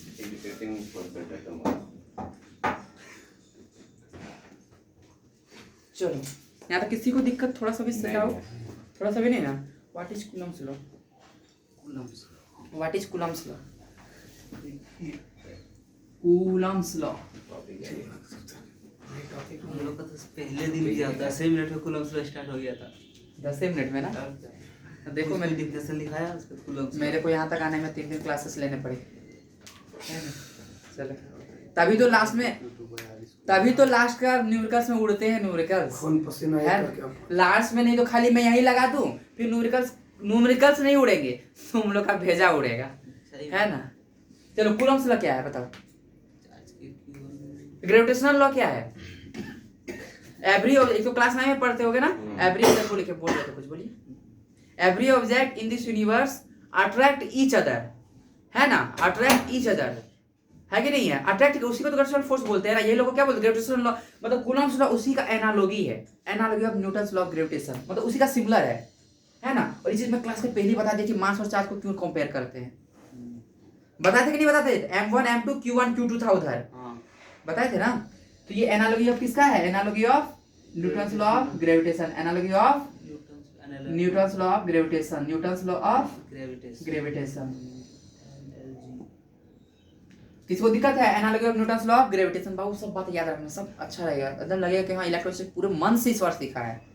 और लास्ट है ना, और जिसका स्टार्टिंग है बाबू, तुम वहाँ जब क्लास ज्वाइन करोगे, कहीं एग्जाम में देखो तो वहाँ पे एकदम फरफराओगे, सर ये होगा, सर वो होगा, सर ये होगा, है ना। और उस चीज के लिए तुम अभी मेहनत करो, बड़े कॉन्फिडेंट बढ़ेगा, है ना। बहुत अच्छा लगेगा। सर तुमको नहीं पढ़ा रहे, तुम सर को जज कर पाओगे, सर ये चीज सही है और ये चीज गलत है, बहुत बड़ी बात होगी तुम्हारे लिए उस दिन। रिवीजन हो जाएगा वो। हाँ, और सर देखना, तुम देखना भैया का नोट्स, भैया का क्वेश्चंस और उनका भी मिलाना, एक ही तरफ रखना मेरा वाला, एक तरफ रखना उसका वाला, मिला के देखना, है ना। ना क्वेश्चंस में विन करेगा, ना कॉन्सेप्ट सिखाना तो खैर करेगा ही नहीं, है कि नहीं। चलो, analogy of Newton's law of gravitation. Coulomb's law किसका एनालॉजी है? न्यूटन्स लॉ ऑफ पर ग्रेविटेशन। तो इतना ही नहीं दिला पाता है कि चार्ज और मास को कंपेयर क्यों करते हैं, जबकि एक लाइन का बात है कि ग्रेविटेशन लॉ में क्या लिखते हैं, फोर्स का formula G m1 m2 by r square, और इलेक्ट्रोस्टैटिक्स में क्या लिखते हैं K q1 q2 r square. ये सेम है, फोर्स भी सेम है, ये कांस्टेंट तो ये कांस्टेंट, तो ऑब्वियसली ये और ये सिमिलर है, q1 to ये सिमिलर है। इतना सही बोलने पर अच्छे से फील करा पाते हैं बच्चों को, तो फिर चैप्टर्स कहां कराएंगे। लास्ट में बोला इतने सारे फॉर्मूले है कि नहीं। आगे बताया जाए बाबू, किसका एनालॉजी लिखा है? Analogy of Newton's law of gravitation, याद रखना, ठीक है। एनालॉजी ऑफ जो अगर कुछ 9 10 नहीं भी पढ़े यहाँ पर सब सीख जाओगे, सब सीख जाओगे। 9 11 भी जो नहीं पढ़े सब सीख जाओगे, है ना। Analogy of gravitation. फिर कूलम्ब्स लॉ क्या बोलता है, ठीक है। Q1 चार्ज, ठीक है, Q2 चार्ज, एक डिस्टेंस सेपरेट है। डिस्टेंस क्या है? डिस्टेंस क्या है? सेपरेट। अगर सेम चार्ज है या ऑपोजिट चार्ज है, ठीक है, सेम चार्ज है या ऑपोजिट, सेम चार्ज है तो रिपेल करेगा, ऑपोजिट चार्ज है तो अट्रैक्ट करेगा, है ना। व्हेन चार्ज अट्रैक्ट या रिपेल, व्हेन चार्ज अट्रैक्ट या रिपेल, है कि नहीं है, समझ रहे हो। Directly proportional to product of charge, directly proportional to product of charge, inversely proportional square of distance between them is known as Coulomb's law. सही बात। बस अभी कौन सा भाषा सुनना चाहोगे, इतना आसान तो शायद नहीं मिलेंगे कहीं। आया समझ में क्या बोला? कूलम्ब्स लॉ क्या बोलता है? दो चार्ज हैं Q1, ठीक है, सुनना ध्यान से। दो चार्ज है ना, दोनों के बीच में जो फोर्स लग रहा है, ये फोर्स जो होगा वो डायरेक्टली प्रोपोर्शनल टू क्या होगा, प्रोडक्ट ऑफ चार्ज होगा। प्रोडक्ट ऑफ चार्ज मतलब समझ रहे हो ना। और डायरेक्टली भाई बेसिक मैथमेटिक्स सीखा, डायरेक्टली प्रोपोर्शनल मतलब सेम टू सेम रखेंगे, और इनवर्सली प्रोपोर्शनल उसका उल्टा वाला में रखेंगे। नहीं, इसका सामने कोई चीज लिखते हैं, ये लिखते थे डायरेक्टली प्रोपोर्शनल, और इनवर्सली प्रोपोर्शनल इसके नीचे लिखेंगे, यही होता है इनवर्सली प्रोपोर्शनल, है ना। इसका नाम बेसिक अब नहीं ना, ये तो बता देना बेसिक मैथमेटिक्स में। तो ये दोनों चार्ज है, डिस्टेंस बीच में r है, डिस्टेंस बीच में कितना r है, तो इन दोनों के बीच में फोर्स लग रहा है, तो अट्रैक्टिव भी हो सकता है और रिपल्सिव। ये भी पॉजिटिव ये भी पॉजिटिव, तो रिपल्सिव फोर्स होगा। ये भी नेगेटिव तो क्या होगा, रिपल्सिव ही होगा। पर ये पॉजिटिव ये नेगेटिव होगा तो अट्रैक्टिव होगा, ठीक है। तो जो ये फोर्स लग रहा है ना, तो फोर्स क्या होता है, directly proportional to product of charge, और इनवर्सली प्रोपोर्शनल टू क्या होता है, distance, square of distance, not distance, square of distance. इस क्या होता है, स्क्वायर ऑफ डिस्टेंस। अब दोनों को कंबाइन करा के क्या लिख देंगे बताओ तो, Q1 Q2 by r square. और प्रोपोर्शनल कांस्टेंट को हटाने के लिए पता है ना, कांस्टेंट टर्म लिखते हैं उसी को, हाँ यहाँ पे k लिख देते हैं, F equal to k Q1 Q2 by r square. नहीं वो तो अलग है, बस डिनोट सेम करते वो अलग है, ठीक है। F equal to k Q1 to Q by r square. बता किसको समझ में नहीं आया, यही है कूलम्ब्स लॉ। किसको समझ में नहीं आया, हाँ सबको आया रे, किसको दिक्कत है? नहीं ना, सभी को समझ में आया। तो कमरे में सब ज्यादा लगेगा, सर्दी है ना। Q1 Q2 by r square, को दिक्कत है थोड़ा सभी? नहीं ना, पता है यही छोटा छोटा पेशेंस तबियत खराब कर देते हैं। स्टार्टिंग ठंडा में और लास्ट ठंडा में, पूरा हमको भी पूरा गर्मी लग रहा था, पर सोच करेंगे तो अपना के लिए और सबका तबियत खराब होगा, है कि नहीं। चलो इसे समझ में आया कि नहीं आया? हम लोग गए थे एग्जाम देने के लिए, तो एक बच्चे को तबीयत खराब था, बस एक बच्चा का। हम लोग 40 से कितने बच्चे, बस नवोदय वाले उस रूम में बैठे थे, 20 बच्चे के आसपास या 40 थे। तो पता है क्या बोल, गर्मी का टाइम था, थोड़ा सा होता है ना, गर्मी भी लगता है मार्च में कभी, ऐसा बात नहीं कि गर्मी नहीं लगता, गर्मी लगता है। तो पसीने कुछ बच्चे को बहने लगे, तो मैम बोलते कि मतलब बाबू फैन का चालू कर दे, फैन ऑन कर दे। तो बोलते कि नहीं मैम नहीं। तो सबको ठंडा लग रहा है, क्यों? तो हम लोग ने उनके आंसर क्या दिया पता है, उन्होंने बोलता था एक के लिए सब हो गए, बोलते सर वी आर नवोदयंस, एक के लिए सब करेंगे। बाहर में तो देखते हो 10 को मारने के लिए, एक को बचाने के लिए 10 को मार सकते। मैं बस बताया ऐसे, है कि नहीं, ऐसे होते हैं ना, हैं हर जगह बाहर में। आजकल कौन चाहते हो आप आगे बढ़ो, है ना। सच तो बात ये लगभग जहाँ पढ़ने जा रहे हैं उसको तो बस मतलब है मोटा रकम से। कभी पर्सनली आके बोला है क्या, कोई रिजल्ट कभी खराब हुआ है, और फिर कभी पर्सनली आके बोला है तो आप ऐसे पढ़ो, ऐसे करो, वो करो, कभी बोले हैं? नहीं बोले हैं। आपके पेरेंट्स के अलावा कोई ज़्यादा कुछ शिक्षा भी नहीं देता होगा। हम लोग तो सब बैंकर है ना। अरे तुम भाई है मेरा, अरे दूसरा में थोड़ी है ना। हाँ मैंने जिसको, मैं देखो कोई एक बच्चा मतलब जैसे भी मैं जिसको अगर भाई बोला, जिसको शुरू से लास्ट तक मैं भाई ही बोलता हूँ, वो चेंज हो जाए पर मैं नहीं होता, है ना। कोई दिक्कत है, यही है कूलम्ब्स लॉ। तभी तो लास्ट में लोग नहीं भैया सच में यार शुरू में भाई हो तो लास्ट तक भाई जैसा माने। गलतियां तो खूब की, पिटाई भी खाओगे, कोई दिक्कत है नहीं ना। यही है कूलम्ब्स लॉ। इसको और अच्छे से बताऊं, कूलम्ब्स लॉ समझ में आया कि नहीं आया? कूलम्ब्स लॉ क्या है? कूलम्ब्स लॉ बोलता है ये कि हाँ, फोर्स बिटवीन टू चार्ज है ना, force between two charge directly proportional to product of charge inversely proportional square of distance between them is known as Coulomb's law. एकदम सिंपल सादा भाषा में इसको एकदम सिंपल सादा बोलेंगे, ठीक है। अब जो जो बातें बोल रहा हूँ, कोई भी चीज अगर इनवर्सली प्रोपोर्शनल टू स्क्वायर में है उसको बोलते हैं इनवर्स स्क्वायर लॉ। क्या बोलते हैं? Inverse square law. एकदम नया बात लग रहा है ना, 3-4 दिन के बाद आदत लग जाएंगे सब नाम के। Inverse square law, inverse square law. हालांकि अभी तक तो 11th की सब बातें नॉर्मल होते वैसे में। इनवर्स स्क्वायर लॉ ये फॉलो करता है, इनवर्स स्क्वायर लॉ फॉलो मतलब फोर्स इनवर्सली पावर में आर स्क्वायर आया था ना, जब भी कुछ ऐसा दिखेगा तो वो इनवर्स स्क्वायर लॉ क्या करता है? फॉलो करता है। क्या है? Inverse square law. आया समझ में? मतलब ये कैसा नेचर का हुआ? इनवर्स स्क्वायर लॉ का हुआ। और जो सेंट्रल नेचर का होता है, किस तरह का नेचर का होता है? सेंट्रल। देखो हर जगह सब लिखा दिया जाएगा और लिख देगा अलोंग द लाइन इंजरी। क्या होता है अलोंग द लाइन इंजरी? बताओ। एक ही लाइन पे हाँ, सेंट्रल नेचर ने सेंट्रल फोर्स। कैसा फोर्स है? इलेक्ट्रोस्टैटिक फोर्स सेंट्रल फोर्स है। सेंट्रल फोर्स करने का मतलब है कि Q1 चार्ज Q2 चार्ज है तो ये इधर लगाएगा फोर्स और ये इधर लगाएगा। जो दोनों को ज्वाइन कर रहा है लाइन में ना, फोर्स का डायरेक्शन भी वही होगा। नहीं आया समझ में? ये लाइन इधर करते ये लाइन, तो यही लाइन में दोनों ज्वाइनिंग हो रहा है ना। अगर ये इस पे फोर्स लगा तो यही लाइन की तरफ लगा, ये इस पे फोर्स लगा तो यही लाइन की तरफ लगेगा। तो कैसा नेचर का हुआ? सेंट्रल फोर्स और सेंट्रल नेचर का हुआ। किस नेचर का हुआ? सेंट्रल नेचर का हुआ। और इनवर्स स्क्वायर लॉ का मतलब क्या होता है? F = 1/r² लिखते हैं ना, वही है inverse square law. Follow inverse square law. अच्छे से क्लियर हुआ तो कि नहीं हुआ? एकदम अच्छे से तो आगे बताया जाए। और कूलम्ब्स लॉ सिर्फ और सिर्फ पॉइंट चार्ज के लिए फॉलो लागू होता है। यह बात रखना है, छोटी बात नहीं बोल रहा हूँ। क्वेश्चन में हर क्वेश्चन में पॉइंट चार्ज लिखा होगा। पॉइंट चार्ज लिखा हुआ नहीं है तो कूलम्ब्स लॉ नहीं लगाएगा। F = K Q1 Q2/r² नहीं लगा सकते। हाँ, ओनली वैलिड फॉर क्या बोले Sochi ji? Only valid for. अच्छा बात है, पढ़ के आए तो बहुत अच्छी बात है। आंसर भी दे रहे हो, very good. Only valid for point charge, only valid for point charge. किसके लिए पास वैलिड है? पॉइंट चार्ज के लिए सिर्फ वैलिड है। किसके लिए वैलिड है बाबू? Only valid for point charge and symmetric charge, spherical symmetric charge. किसके लिए? Symmetric and spherical symmetric distribution. बस यही दो चीज के लिए वैलिड है और किसी के लिए नहीं वैलिड है। स्फेरिकल सिमेट्रिक डिस्ट्रीब्यूशन कोई दिक्कत है थोड़ा सा भी। और ये कैसा होता है? कंजर्वेटिव होता है। कंजर्वेटिव मतलब पता है ना, ना क्रिएट कर सकते हैं ना डिस्ट्रॉय कर सकते, बस एक फॉर्म से दूसरे फॉर्म में ट्रांसफर कर सकते हैं। कंजर्वेटिव नेचर का होता है। कैसा नेचर का होता है? कंजर्वेटिव नेचर का होता है ना। कोई दिक्कत है? Coulomb's law. अच्छा, कूलम्ब्स लॉ किसके? इलेक्ट्रोस्टैटिक फोर्स के बारे में बोल रहे हैं, तो ये किसके बारे में? इलेक्ट्रोस्टैटिक फोर्स के बारे में सब बोल रहे हैं। कूलम्ब्स लॉ तो इलेक्ट्रोस्टैटिक फोर्स को ही तो एक्सप्लेन करता है कि नहीं है? यहाँ छोटा सा लिख देता हूँ, Fe इलेक्ट्रोस्टैटिक फोर्स। इतना तक किसी को दिक्कत है? थोड़ा सा भी किसी को दिक्कत है क्या? किसी को भी थोड़ा सा भी नहीं ना? ये इलेक्ट्रोस्टैटिक फोर्स कितनी दूर तक लगता है? इसका रेंज क्या है? Infinite range.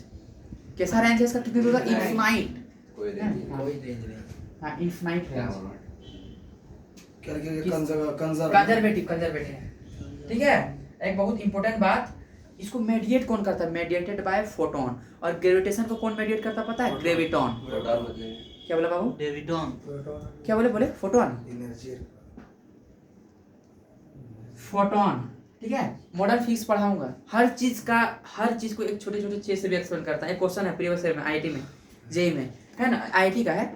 फोटोन का यूज कर दिया है, हम बच्चे बना नहीं पाए। पता है फोटोन किस चार्ज पार्टिकल होता है? लगभग तो 12th खत्म होता है। फोटोन का मतलब मॉडर्न फिजिक्स पूरा खत्म, सब न्यूक्लियस बना दिया जाता है। पर एक छोटा सा पूछना तो आंसर नहीं पाता, तो न्यूक्लियस कैसे बन जा रहे हैं? तुक्के से बन रहे हैं। तुक्के से बन रहे हैं न्यूक्लियस, सही बात है। न्यूक्लियस किससे बन रहे हैं? तुक्के से बन रहे हैं। पता है फोटोन क्या है? फोटोन का चार्ज क्या होता है? हाँ, वही तो होता है। फिर कहाँ बोलता है भाई नहीं बन रहा है? क्वेश्चन क्यों नहीं बन रहा है? एकदम कॉन्सेप्ट जीरो करके रखा हुआ है। फोटोन क्या है? मतलब फोटोन का चार्ज क्या पता है? ऐसा अंदर से मजा आ जाएगा। फोटोन का कोई चार्ज ही नहीं होता है। पता है क्यों नहीं होता? चलो अच्छा किया पूछ दिए, बहुत बढ़िया, वेरी गुड, है ना। हालांकि ये क्लास 11 सेकंड चैप्टर में ही लगभग सब बताए गए हैं। एटॉमिक स्ट्रक्चर में थोड़ा ये सब बता दिया था। अगर टीचर चाहे तो बताना, एटॉमिक स्ट्रक्चर बताना चाहे तो, है ना। फोटोन तुमको पता है? ये फोटोन है। फोटोन का चार्ज लेस होता है। पता है चार्ज लेस क्यों होता है? कोई बता सकते हो हमको? ये अच्छा क्वेश्चन है। चार्जलेस क्यों होता है बता सकते हो? इसका फोटोन चार्जलेस क्यों होता है? चार्जिंग एक लाइन लिखा था आप लोगों को, कुछ ऐसा लॉजिक बोलो जो मैं पढ़ाया हूँ। कुछ मैं तो बोला मेरे पढ़ाए हुआ ऐसा कोई आंसर नहीं हो सकता, नहीं दे सकते। मैं नहीं भी बताऊं फिर भी तुम दे सकते हो। कुछ ऐसा कारण बता दो कि एक कोई भी ऐसा कारण जो मेरा लाइन से सेटिस्फाई हो जाए कि फोटोन में चार्ज क्यों होता है, क्यों नहीं है, एकदम चार्जलेस है, क्यों? पॉकेट के फोन में, फोटोन, पॉकेट के फोन में। हाँ वो सब तो उस चैप्टर का बात हो गया। अभी तो मैं आया नहीं ना उस सब पे, पर ये मैंने बताया, लाइन लिखा है 2 बार 3 बार लाइन लिखा है मैंने। इसी में हाँ 2-3 बार लाइन लिखा है। इसी में हाँ इलेक्ट्रोसिटी में लाइन लिखा है। चार्ज कैन एग्जिस्ट विदाउट मास, सही है कि नहीं है? हाँ। बिना मास का चार्ज हो सकता है क्या? नहीं। फोटोन का रेस्ट मास 0 होता है। ले लिख ले ये लाइन। अच्छा क्या पूछ दिया? रेस्ट मास क्या होता है? 0। रेस्ट मास 0 होता है। भाई बिना मास का चार्ज कहाँ से? बिना चार्ज का मास मास कहाँ से होगा? इंपॉर्टेंट चीज है। और यहाँ तो छोटी सी स्थिति खाली क्या लिखा दिया कि मेडिएटेड बाय फोटोन लिखा दिया, कहानी खत्म। और बच्चे पूछते भी नहीं, टीचर बताते भी नहीं। हालांकि मैं मॉडर्न फिजिक्स में बताता हूँ, एकदम अच्छे से बताता हूँ, है ना, एकदम अच्छे से बताता हूँ। क्योंकि 3 पार्टिकल्स क्लियर होते हैं, अल्फा पार्टिकल, ये अल्फा पार्टिकल, बीटा पार्टिकल्स, ये तुम्हारा फोटोन हो गया, इलेक्ट्रॉन, बस पूरा मॉडर्न फिजिक्स अच्छे से हो जाएगा लगभग। क्वेश्चन क्या था? फोटोन। क्या बोला बाबू? क्वेश्चन क्या था? फोटोन 0। अब फोटोन के पास मैं क्वेश्चन ये बोला था कि फोटोन में चार्ज क्यों नहीं होते। गुड, है ना, सीखने का लालसा ही आगे बढ़ाता है ना, वेरी गुड। चलो दिखा था थोड़ा सा यहाँ तक है नहीं ना? मैं पता है फिजिक्स और बेटर कैसे होता गया। जो मेरा पहला पुराना स्टूडेंट था, पूरा क्वेश्चन मतलब छोटी चीज भी होता था वो पूछता था ऐसा क्यों हुआ है ना, तो कोशिश करता था तुरंत बता देने का। स्टार्टिंग उसमें पढ़ाता था, तो फिर धीरे धीरे हुआ कि इतना इलावट हो गया, पूछ रहा है तो इसका मतलब कुछ अच्छा खासा क्या, खाली जो बुक में लिखा वो बता दे तो कोई भी बताएगा उसको। और नेट पे गूगल पे सर्च करके अच्छे से पढ़ के फिर बुक उठा के तब जाके बताता था, है ना, तब जाके एक्स्ट्रा नहीं तो भाई इतना कौन एक्सप्लेन करता है कि नहीं? एक छोटा चीज को भी मैं 10 तरह से एक्सप्लेन करता हूँ, है कि नहीं? फोटोन ये लिखा दिया लाइन याद रखना, ठीक है? रेस्ट मास क्या होता है इसका? 0। इसके पास कोई चार्ज नहीं होता है, ठीक है? आगे बताऊं? ये सारे पॉइंट्स क्लियर हैं अच्छे से ना? इसको मिटाओ तब और लिखाने हैं 2 पॉइंट। तो मेडिएटेड बाय क्या लिख दो? फोटोन। मेडिएटेड बाय क्या लिख दो? फोटोन। Mediated bye photon. और ग्रेविटेशन का लिख लो, ग्रेविटेशन मेडिएटेड बाय ग्रेविटॉन, लिख लेना। ग्रेविटेशन मेडिएटेड बाय ग्रेविटॉन लिख लेना सभी को। ग्रेविटेशन इतना सा क्वेश्चन आएगा कि ग्रेविटेशन को कौन मेडिएट करता है? ग्रेविटॉन के द्वारा। और यहाँ तो इलेक्ट्रोस्टैटिक फोर्स जो है किसके द्वारा मेडिएटेड होता है? Gravitational force mediated bye graviton. Gravitational force mediated bye graviton लिख देता हूँ। नोट्स सफिशिएंट नहीं, देख लेना क्वेश्चंस का जो आएंगे ना, देख लेना कैसा नोट्स है। Gravitational force mediated bye gravitate के द्वारा। इसको इसलिए क्योंकि मैं पढ़ा रहा हूँ कूलॉम्स लॉ, तो इलेक्ट्रिक फोर्स को इसको इसलिए इधर लिख दिया, ठीक है? तो मेडिएटेड बाय फोटोन। यहाँ तक इसको दिक्कत है थोड़ा सा भी? इसको दिक्कत है पापा? दिक्कत? और ये तो मैंने यहाँ तक बता दिया कि ये रिपल्सिव और अट्रैक्टिव फोर्स क्यों होता है। क्लास 9 में तो किसी ने ग्रेविटेशन पढ़ाया होगा, है कि नहीं है? क्या बोले? कोरोना था इसका। अरे नहीं, ऐसे नहीं बताया जाता क्यों ये दोनों होता है। और ग्रेविटेशनल फोर्स सिर्फ और सिर्फ अट्रैक्टिव ही क्यों होता है? हैं? ग्रेविटेशनल फोर्स सिर्फ और सिर्फ अट्रैक्टिव ही क्यों होता है? सिर्फ मास एक ही तरह का होता है, सिर्फ पॉजिटिव नेगेटिव हो सकता है क्या? नहीं हो सकता है ना कभी नेगेटिव, नहीं हो सकता है। बट चार्ज तो 2 तरह का था, पॉजिटिव और नेगेटिव, तो फोर्स भी तो 2 तरह के होंगे ना। तो फोर्स क्या हो सकता है? मे बी पॉजिटिव और मे बी नेगेटिव। हाँ, may be attractive, may be attractive और रिपल्सिव, दोनों में से डिपेंड करेगा चार्ज किस तरह का। चार्ज 2 तरह के है ना। हमको नहीं लगता है कि को छूटा हुआ है, थोड़ा सा छूटा है क्या रे? दिक्कत लग रहा है क्या? तनिक सा भी एकदम भोपाल सारे याद हो गए तो मैं पूछूं? पठान हाँ भैया लगभग याद हुए थे बाबू?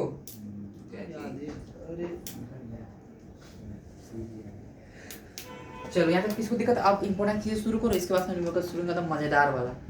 देख के जो डराते हैं थोड़ा हमरा कभी कभी, खासकर ट्वेल्थ में खूब डराते हैं। इसके बाद से यहाँ पे क्लियर है, तब मैं आगे बढ़ूंगा। यहाँ क्लियर है ना?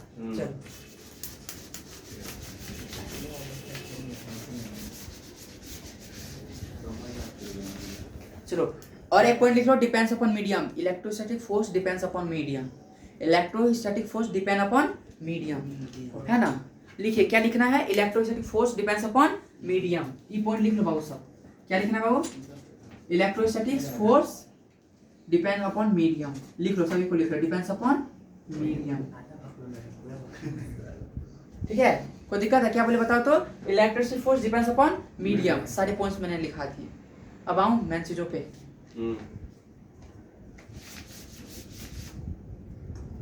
तो इलेक्ट्रोस्टैटिक फोर्स का फॉर्मूला क्या है, के Q1 Q2 by R square, यही है ना। कोई दिक्कत, सुनना, Q1 चार्ज Q2 चार्ज, ये इस पे फोर्स लगाता है, ये इस पे फोर्स लगाता है। F12 लिख देता हूँ, है कि नहीं है। ये इस पे फोर्स लगा रहा है, इसका 1 से 2 लिख, आप 2 से जैसे आप लोगों को सहूलियत लगे, बट बुक जैसे फॉलो करते मैं भी वैसे फॉलो कर रहा हूँ। ये इस पे फोर्स लगा, इसका क्या लिख रहा है, F1 पे 2 को लगा रहा है। ये इधर इसका अगर ये ऑपोजिट नेचर का है, इसको भी ऑपोजिट नेचर ही के चल, ये क्या लगाएगा, इस पर लगाएगा, है ना, F21, है ना। और फोर्स क्या है, वेक्टर फॉर्म है फोर्स। फोर्स कैसा फॉर्म है, इसके ऊपर में एरो दिखा है, वेक्टर ही, तो इसलिए मैंने इतना सा वेक्टर पढ़ा दिया, क्लासेस आगे भी लूंगा कि ये सब समझ में आ जाए। देखो कैसे यूज होता है, समझ रहे हैं। इतना सा वेक्टर मैंने पढ़ा है ना, अभी तो एक ही लेक्चर लिया हूँ वेक्टर में, पर इतना तो समझ में कि एरो क्यों डाला, है कि नहीं। चलिए आगे। अब बोर्ड में कभी कभार 1 नंबर का क्वेश्चन पूछ लेते हैं, और क्या न्यूमेरिकल्स भी बोलते हैं कभी कभी।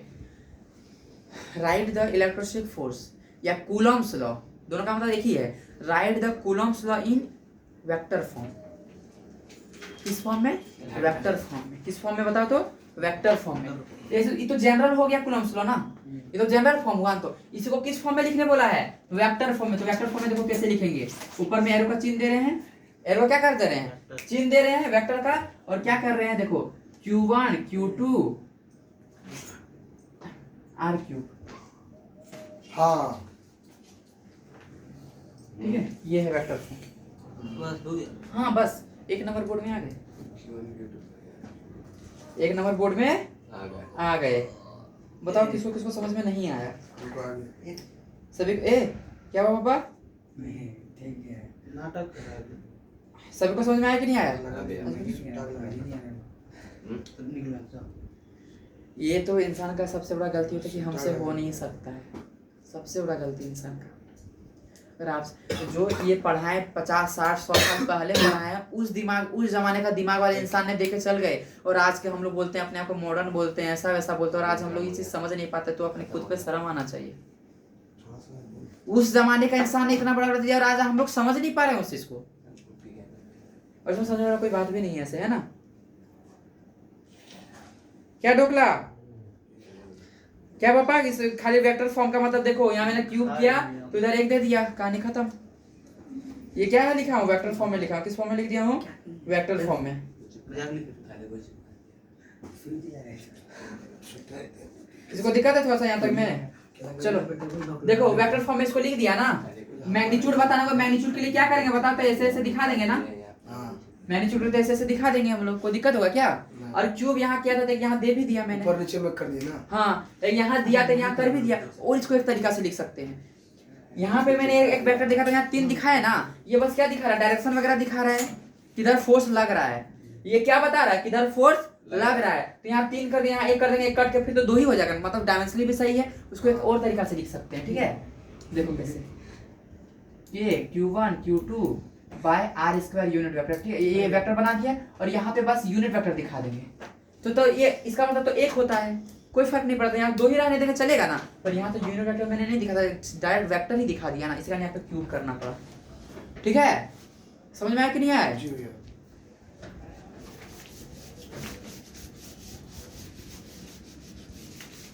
चलो देखो, सुनना ध्यान से, Q1 Q2, सुनना ध्यान से, Q1 और Q2। Pathan, what is the importance of vector, what is the importance of Coulomb's law in vector form. क्या क्या इंपॉर्टेंस है, हाँ बोलिए। फोर्स सेंट्रल नेचर का होता बताता है, और इक्वल होता है और अपोजिट। हाँ ठीक है, ठीक है, तो याद है, वेरी गुड, बोर्ड के लिए बताया था। Q1 Q2, तो ये इस पे फोर्स लगा रहा है F12, है ना। ये इधर लगाया था, वो क्या है F21। ये दोनों पता है, सेम फोर्स है, मैग्नीट्यूड दोनों का क्या है, सेम है, बस नेचर कैसा है, अपोजिट है। Opposite F12 is equal to minus Force F21 equal है। पर अगर मैं मोड दे दूंगा तो कोई दिक्कत पड़ेगा क्या? मोड में नेगेटिव पॉजिटिव नहीं देखते, मोड का मतलब बस क्या होता है, मैग्नीट्यूड होता है। Positive. तो मोड में दे देता हूँ तो क्या कर दूंगा, ऐसे कर देता हूँ। सिर्फ पॉजिटिव। हाँ कोई दिक्कत नहीं, सब नेगेटिव पॉजिटिव हट जाता है कि नहीं है। ये मतलब दोनों फोर्स क्या होता है, इक्वल होते हैं, और बस कैसा होता है, ऑपोजिट नेचर का होता है। इक्वल और क्या होता है, ऑपोजिट नेचर का होता है। नहीं आया समझ में? अच्छे से है तो आगे चलो। आगे मैंने एक पॉइंट दिखाया था, force depends electrostatic force depends upon medium, है कि नहीं है, डिपेंड अपॉन मीडियम। और जो के लिखते हैं ना, मीडियम चेंज होने से के ही चेंज हो जाता है।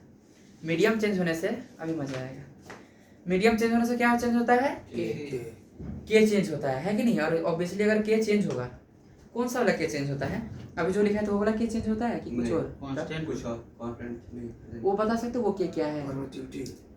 वेरी गुड, आज दोपहर में बताया हूँ। वाटर का के का वैल्यू बताया हूँ 81, एयर का बताया हूँ 1, वैक्यूम का बताया हूँ 1, कंडक्टर का बताया हूँ infinity, directly constant. Very good जरी जी। सुनो F इक्वल टू के Q1 Q2 बाय ये वो मस्त, ये डायरेक्टली कांस्टेंट नहीं है, उसको वो मत समझ लेना, है ना, वो मत समझना। इससे पता क्या है, प्रोपोर्शनल कांस्टेंट है। ठीक हो गए, के समझ में आया कि नहीं आया? सुना ध्यान से, सुना एकदम। के का मतलब के का वैल्यू कितना पता है, 9 × 10⁻9, ठीक है। पर के यहाँ पे शॉर्ट में लिख दिया, के का मतलब होता है 1/4πε0 में, ये डायमेंशनल फॉर्मूला बताया था, याद है कि नहीं, 1/4πε0 Q1 Q2/r²। और एप्सिलॉन की परमिटिविटी बोलते हैं, एब्सोल्यूट परमिटिविटी। क्या बोलते हैं, एब्सोल्यूट परमिटिविटी। एयर में जब रहता है ना, एब्सोल्यूट परमिटिविटी बोलते हैं। ये एप्सिलॉन नॉट क्या है हम लोग का, एब्सोल्यूट परमिटिविटी। क्या है, एब्सोल्यूट परमिटिविटी, ठीक है। अब एक रही बात, ट्रांसफर थोड़ा तुम लोग पढ़ा चुका हूँ। के का यूनिट क्या होगा बताना है, के का यूनिट क्या होगा बताना है, और एप्सिलॉन नॉट का यूनिट क्या होगा बताना, और एप्सिलॉन नॉट का वैल्यू भी बताना है क्या होता है, एप्सिलॉन नॉट का वैल्यू क्या होता है बताना है। तुम लोग का होमवर्क दिया, हाँ एप्सिलॉन नॉट का वैल्यू क्या होता है बताना है, ठीक है। यहाँ तो कोई दिक्कत नहीं है, हुआ ना। 8.8 कुछ होता है, वो आप लोग बता रहे हैं। हाँ चलो होमवर्क में इतना तो करो, तब ना तो लगेगा हाँ कुछ होमवर्क इसमें मिलते हैं। परमिटिविटी असाइनमेंट तो देते हो, डीपीपी भी आज मिलेगा। हाँ परमिटिविटी का वैल्यू, हाँ और यूनिट, के का यूनिट और एप्सिलॉन नॉट का यूनिट, मतलब एब्सोल्यूट परमिटिविटी का यूनिट और के का यूनिट, ठीक है। अब सुनो वैल्यू भी के का तो बता दे, 9 × 10⁻9 मतलब एप्सिलॉन नॉट। हाँ एप्सिलॉन नॉट का देखो, तो एयर में रहता है जान लेता, हमेशा एप्सिलॉन नॉट ही लिखते हैं, 1/4πε0 Q1 Q2 r²। या वैक्यूम में या एयर में हमेशा क्या लिखते हैं, एप्सिलॉन नॉट लिखते हैं। अगर किसी दूसरे में मीडियम में है तो वहाँ क्या लिखते हैं पता है, फोर्स को तब FM करते, मीडियम में है, दूसरे मीडियम में तो 1/4πε0 एप्सिलॉन नाम Q1 Q2 अब ये मीडियम का उसका एब्सोल्यूट परमिटिविटी, उस मीडियम का एब्सोल्यूट परमिटिविटी बोर्ड वैल्यू कभी वैक्यूम बाबू बोला था, वैक्यूम और एयर का यही हो जाता है, ठीक है ना। अप्रोक्स मैं बताया था कि का वैल्यू 1 होता है वैक्यूम का, और अप्रोक्सीमेटली एयर का भी क्या ले लेते हैं, 1 ही ले लेते हैं। पानी का हो जाएगा, पानी का 81 बताया था, वो तो के का वैल्यू बताया था। अभी आ रहा हूँ। तो पहले बताओ, ये फोर्स जो किसी मीडियम में दिखाएंगे इलेक्ट्रोस्टैटिक फोर्स, यही 2 चार्ज था पहले हवा में, तो ये लिखे। अब वाटर में है, कहीं और है तो क्या लिख देंगे, एप्सिलॉन m। क्या लिखेंगे, एप्सिलॉन m। मीडियम में बता रहा है, क्या बता है, ये परमिटिविटी कहाँ है, तो किसी मीडियम में है कि नहीं है, नहीं है समझ में, अच्छे से क्लियर है। तो एयर में रहेगा ये लिखेंगे, या वैक्यूम में, और किसी मीडियम में रहेगा क्या लिखेंगे, एप्सिलॉन m लिखेंगे। क्या लिखेंगे, एप्सिलॉन m। ये बोर्ड के लिए 2 नंबर का ये डेरिवेशन हो सकता है, आप लोग को याद रखना है, ठीक है। अब इसको डिवाइड कर दिए, क्या कर दिए, डिवाइड कर दिए। देखो तो 1/4 डिवाइड हो जाएगा, ये कट जाएगा, एप्सिलॉन m बस क्या हो जाएगा, ऊपर चल जाएगा ना, F/FM एप्सिलॉन m ऊपर चल जाएगा ना, एप्सिलॉन m/एप्सिलॉन नॉट, एप्सिलॉन m/एप्सिलॉन नॉट। ये चीज से हम लोग को मतलब है, ये तो बस दिखाने के लिए लिख दिया मैं। चलो डायरेक्ट निकाल सकता हूँ इससे आंसर। चलो क्या आया हम लोग का, ऐसे फोर्स इन एयर है कि नहीं है, by force in medium is equal to क्या है रे, कोई तो बोलो, एप्सिलॉन m/एप्सिलॉन नॉट, यही आया ना। और देखो मेरे को तो डायरेक्ट में कर सकता हूँ, इसलिए मैं, क्योंकि force inversely proportional to absolute permittivity, inversely proportional है ना। अगर ये मीडियम का होगा तो m लिख दूंगा, अगर एयर का तो होगा क्या लिख देता, 1/एप्सिलॉन। और ये दोनों को जब डिवाइड करूंगा तो ऑब्वियसली एक ऊपर एक नीचे ही आएंगे। अगर फोर्स का एयर लिख रहा हूँ सामने तो मीडियम वाला का होगा ना, इनवर्सली प्रोपोर्शनल है, और इधर मीडियम वाला को दिया सामने क्या होगा, एयर वाला का, इनवर्सली प्रोपोर्शनल है ना। नहीं आया समझ में, नहीं आया समझ में। चलो तो देखो इसी चीज को देते हैं नाम, एगो ब्रांडेड नाम डाइलेक्ट्रिक कांस्टेंट या रिलेटिव परमिटिविटी, इसी Relative permittivity. है कि नहीं है ब्रांडेड नाम, F by FM equal to epsilon R नहीं तो K। रिलेटिव परमिटिविटी बोलो या डाइलेक्ट्रिक कांस्टेंट बोलो, बहुत ही सेम थिंग। क्या बोलेंगे? रिलेटिव परमिटिविटी बोलो। इसका कुछ डायमेंशन होगा क्या भाई? कैसे डायमेंशन होगा? ऊपर फोर्स नीचे डायमेंशन लेस, क्या होगा?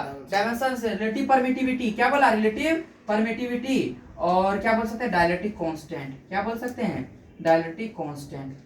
कोई दिक्कत किसी को थोड़ा सा भी? क्या बोले? Dielectric constant. रिलेटिव परमिटिविटी या बोलो क्या बोलो? Dielectric constant. ठीक है, इतना क्लियर हुआ? तो थोड़ा ध्यान से सुनना, ठीक है। अभी तुरंत क्या लिखे? एफ एयर का, एफ बाय मीडियम, तो क्या लिखे थे? Epsilon M by epsilon naught, यही ना। इसके जगह पे क्या लिख सकते हैं? और करके F by F M is equal to K लिख देते हैं। एप्सिलॉन आर या के जो लिख सकते हो, या एप्सिलॉन आर भी लिख सकते हो। तो एफ एम को मैं इधर कर देता हूँ, Absolute permittivity. तो क्या लिख दूंगा? एयर का फोर्स बाय डायरेक्ट्रिक कांस्टेंट, डायरेक्ट ये फॉर्मूला रट्टा मार ले, है ना। रट्टा मार ले। कैसे रट्टा मारेंगे? ठीक है, कैसे रट्टा मारेंगे? इसका मतलब क्या है भैया? है ना, इसका मतलब ये है, मैं बोलूंगा कि एयर में रखे थे, ठीक है, एक मीडियम में एयर में रखे थे। कहाँ रखे थे? एयर में। वहां पे फोर्स था 9 न्यूटन। कितना था? 9 न्यूटन। अब वही चार्ज को, वही दोनों चार्ज को Q1 Q2 उठा के किसी लोहा वाटर में रख दिए। कहाँ रख दिए? वाटर में रख दिए। Q1 Q2 यही चार्ज को उठा के कहाँ रख दिए? तो बोलेंगे फोर्स पे क्या प्रभाव पड़ा? फोर्स पे क्या प्रभाव पड़ा? तो यहाँ पे फोर्स कितना था? 9 न्यूटन ना। यहाँ पे फोर्स कितना हो जाएगा पता है? इसका के का वैल्यू होता है 81, 9/81, यही आंसर हो जाएगा। हाँ, 1 by 9 वैल्यू पुट कर देंगे। हाँ हाँ, मतलब नहीं समझे? मैं अभी तुरंत बताया ना, नया वाला फोर्स का, मीडियम वाला फोर्स का फॉर्मूला क्या होगा? F by K। पहले फोर्स कितना लग रहा था? F वाला पहले वाला फोर्स है 9 न्यूटन लग रहा था। K का वैल्यू यहाँ पे कितना है? 81, F by K। Medium change होने से डिवाइड करना, उसका डायरेक्ट्रिक कांस्टेंट को क्या कर देना? डिवाइड कर देना। मीडियम चेंज होगा तो उसका डायरेक्ट्रिक कांस्टेंट से क्या कर देना? डिवाइड कर देना। नहीं आया समझ में? अब मैं बोलूंगा कि एयर में था, कहाँ पे था? एयर में। यहाँ पे फोर्स था 10 न्यूटन, ठीक है। अब दूसरे मीडियम में वही चार्ज को ले गया, वही चार्ज को दूसरे मीडियम में ले गया, जिसका के का वैल्यू क्या है? 20 है। कितना है उसके का वैल्यू? 20 है। तो बोलोगे यहाँ पे फोर्स कितना लग रहा है? तो क्या करोगे? 10 F by K करोगे। नया वाला फोर्स का फॉर्मूला F by K करोगे। पहले से फोर्स कितना लगा हुआ है? 10 लगा हुआ है, और के का वैल्यू कितना? 20 दिया हुआ। 1/2 आंसर हो जाएगा। हमको लग रहा है अच्छे से समझ में आ गया है कि नहीं आया?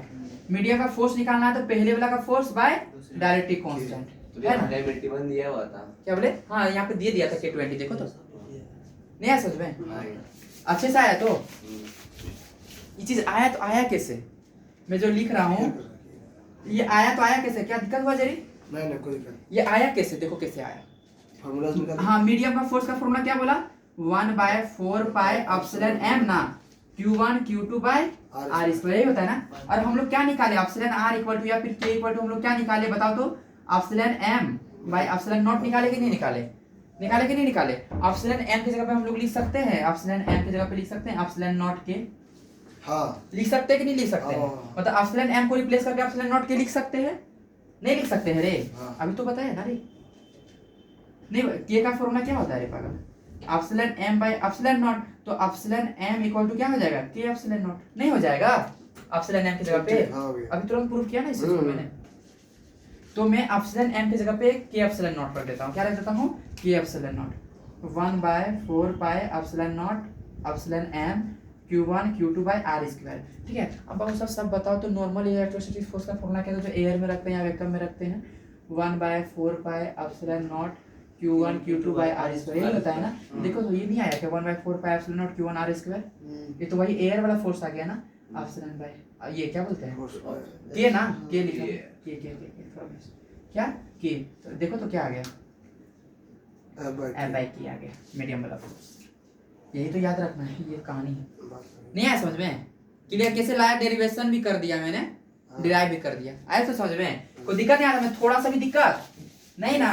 तो मैं क्या लिख सकता हूँ? मैं बोला दोनों फोर्स, एक दो चार्ज है Q1 Q2, ये जितना इस पे चार्ज लगा फोर्स लगा, ये भी तो उतना ही इस पे फोर्स लगाएगा, है कि नहीं है? तो ये इस पे फोर्स लगा रहा है F12, ये कितना लगा रहा है? F21। पर डायमेंशन मत ये मॉड लगा देंगे, दोनों क्या होगा? मैग्नीट्यूड का टर्म में इक्वल होगा। क्या लिखेंगे?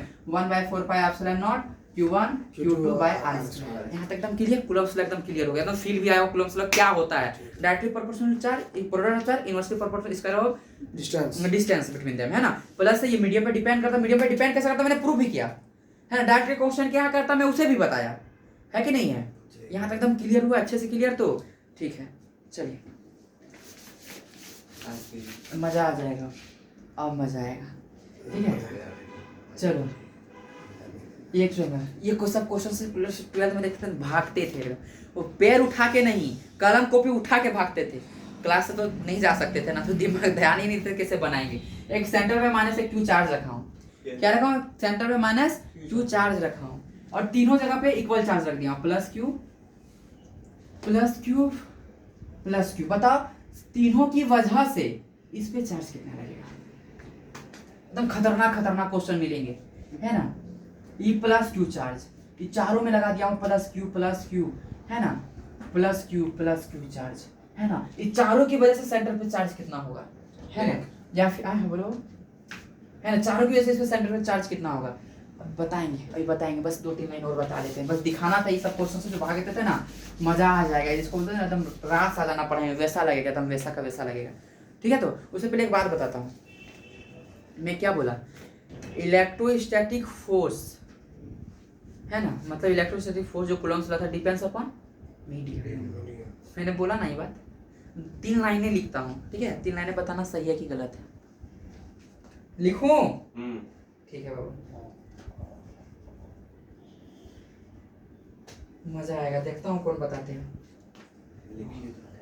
हालांकि मैंने अभी बोला ना electrostatic force depends upon medium, मैंने बोला है, और जो बोला हूँ वो क्या है सही, अब प्रूव भी कर दिया ना। एफएम है, मतलब यहाँ पे 10 न्यूटन फोर्स लग रहा था, कहीं और रख दिया, वहां का डायरेक्टली कांस्टेंट चेंज था, तो पहला वाला का फोर्स बाय वहां का डायरेक्टली कांस्टेंट, है ना। मैं क्या बोला, electrostatic force depends upon medium, लिखता हूँ।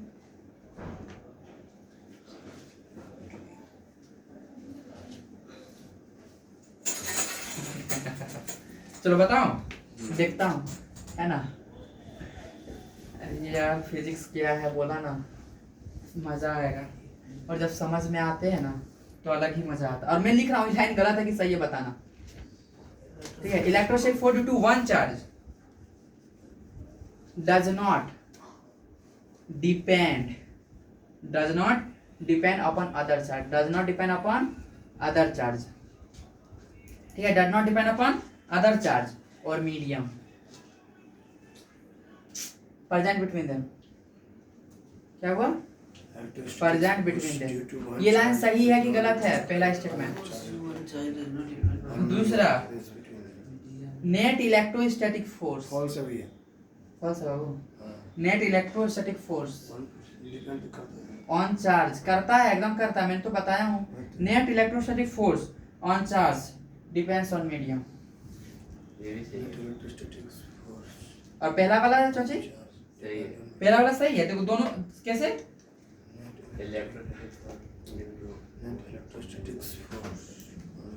चलो बताओ।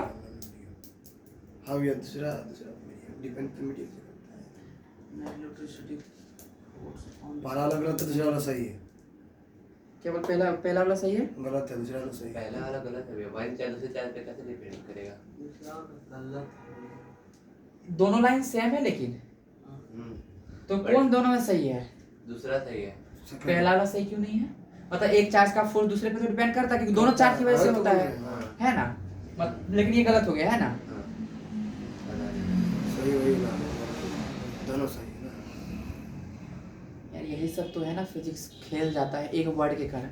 यहाँ पे बस मैंने क्या लिखा है, इलेक्ट्रोस्टैटिक फोर्स, और बस यहाँ पे मैंने क्या लिखा है, नेट का मतलब होता है total electrostatic force. Total electrostatic force medium पे डिपेंड करता है, एक इलेक्ट्रोस्टैटिक फोर्स नहीं मीडियम पे डिपेंड करता है।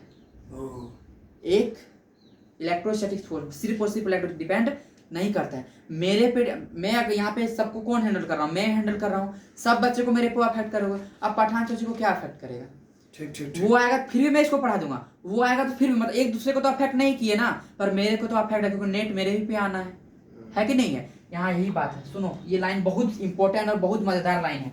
ये Q1 चार्ज है और ये नेट कौन डिपेंड करता है मीडियम पे, नेट इलेक्ट्रोस्टैटिक फोर्स डिपेंड करता है मीडियम पे, ना कि electrostatic force. Electrostatic force medium पे डिपेंड नहीं करता है। फिर मैं बोल रहा हूँ इलेक्ट्रोस्टैटिक फोर्स दो चार्ज के बीच में, इलेक्ट्रोस्टैटिक फोर्स दो चार्ज के बीच में कोई तीसरा चार्ज डाल लेंगे घंटा फर्क, कोई फर्क पड़ने वाला नहीं है, ठीक है ना, कोई फर्क पड़ने वाला नहीं है, ठीक है। Net electrostatic force depends on medium, not electrostatic force between two charges depends on medium, और net don't also does not affected by other charge.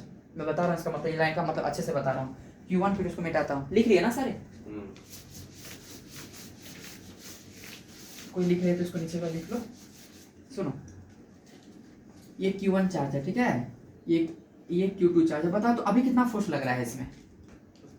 Force लगी Q1 Q2 by R square A plus 1, यही लग रहा है ना। अब मैं यहाँ पे तीसरा चार्ज ले आया Q3, तो ये दोनों के बीच में फोर्स कितना लग रहा है? F equal to K Q1 Q2 by R, ये Q3 हो जाएगा ना, ये Q1 और Q2 के बीच में देख रहे हैं ना, तो Q3 हो जाएगा। F Q4 लाया, क्या लाया? Q4 लाया, क्या लाया? Q4 लाया, क्या लाया बताओ तो? Q4, तो ये दोनों के बीच में कितना हो जाएगा? F equal to K Q1 Q4 by R square.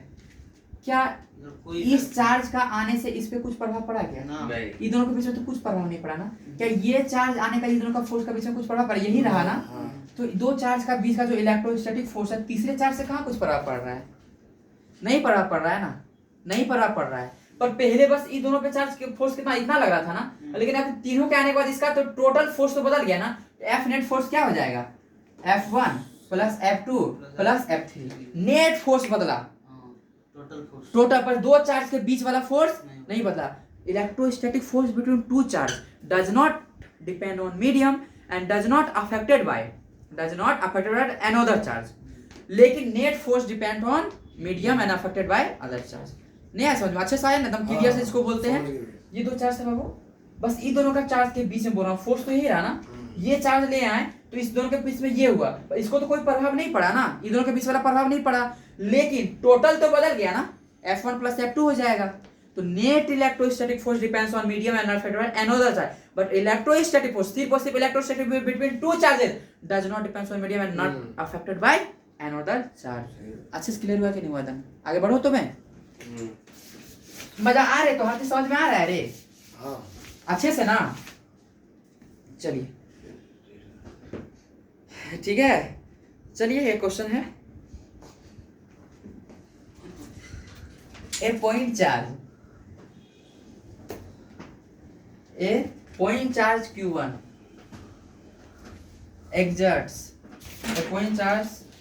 Q1 exerts an electric force, ठीक है, यानी electric force on a second charge,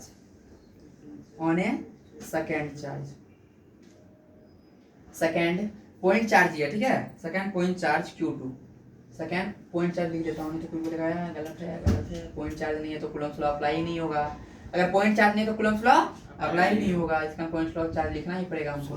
Q2 if third charge, समझ ही रहे हो क्वेश्चन क्या बोल रहा है। If third charge Q is brought near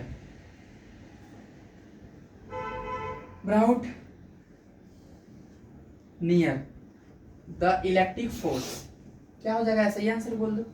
the electric force of Q1 is, ठीक है, the electric force of Q1 on Q2 is, ठीक है, Q1 Q2 plus R square, Q1 Q2, ठीक है, पहला डिक्रीजेज, दूसरा इंक्रीजेज, हाँ वेरी गुड, रिमेन्स अनचेंज्ड। क्या हो जाएगा? रिमेन्स अनचेंज्ड, कुछ नहीं बदलाव होने का। दो चार्ज के बीच में नेट, हाँ नेट बदल जाएगा। क्या बदलेगा वो? नेट अफेक्टेड होगा, है ना। लेकिन रिमेन्स मतलब दो चार्ज के बीच में बोलेंगे, क्या बोला question? A point charge Q1 and Q2, Q1 है और Q2 है, ये इस पे कुछ फोर्स लगा रहा है। अब Q3 चार्ज ले आए और बोला ये दोनों के बीच में प्रभाव क्या पड़ा? कुछ नहीं, रिमेन्स है। कोई दिक्कत है? थोड़ा सा थोड़ा सा भी रद्दी भरी दिक्कत नहीं होगा। चलो एक क्वेश्चन बनाओ, ठीक है, आप तो मजा आएंगे फिर, ठीक है। तब तक के लिए सी यू सून।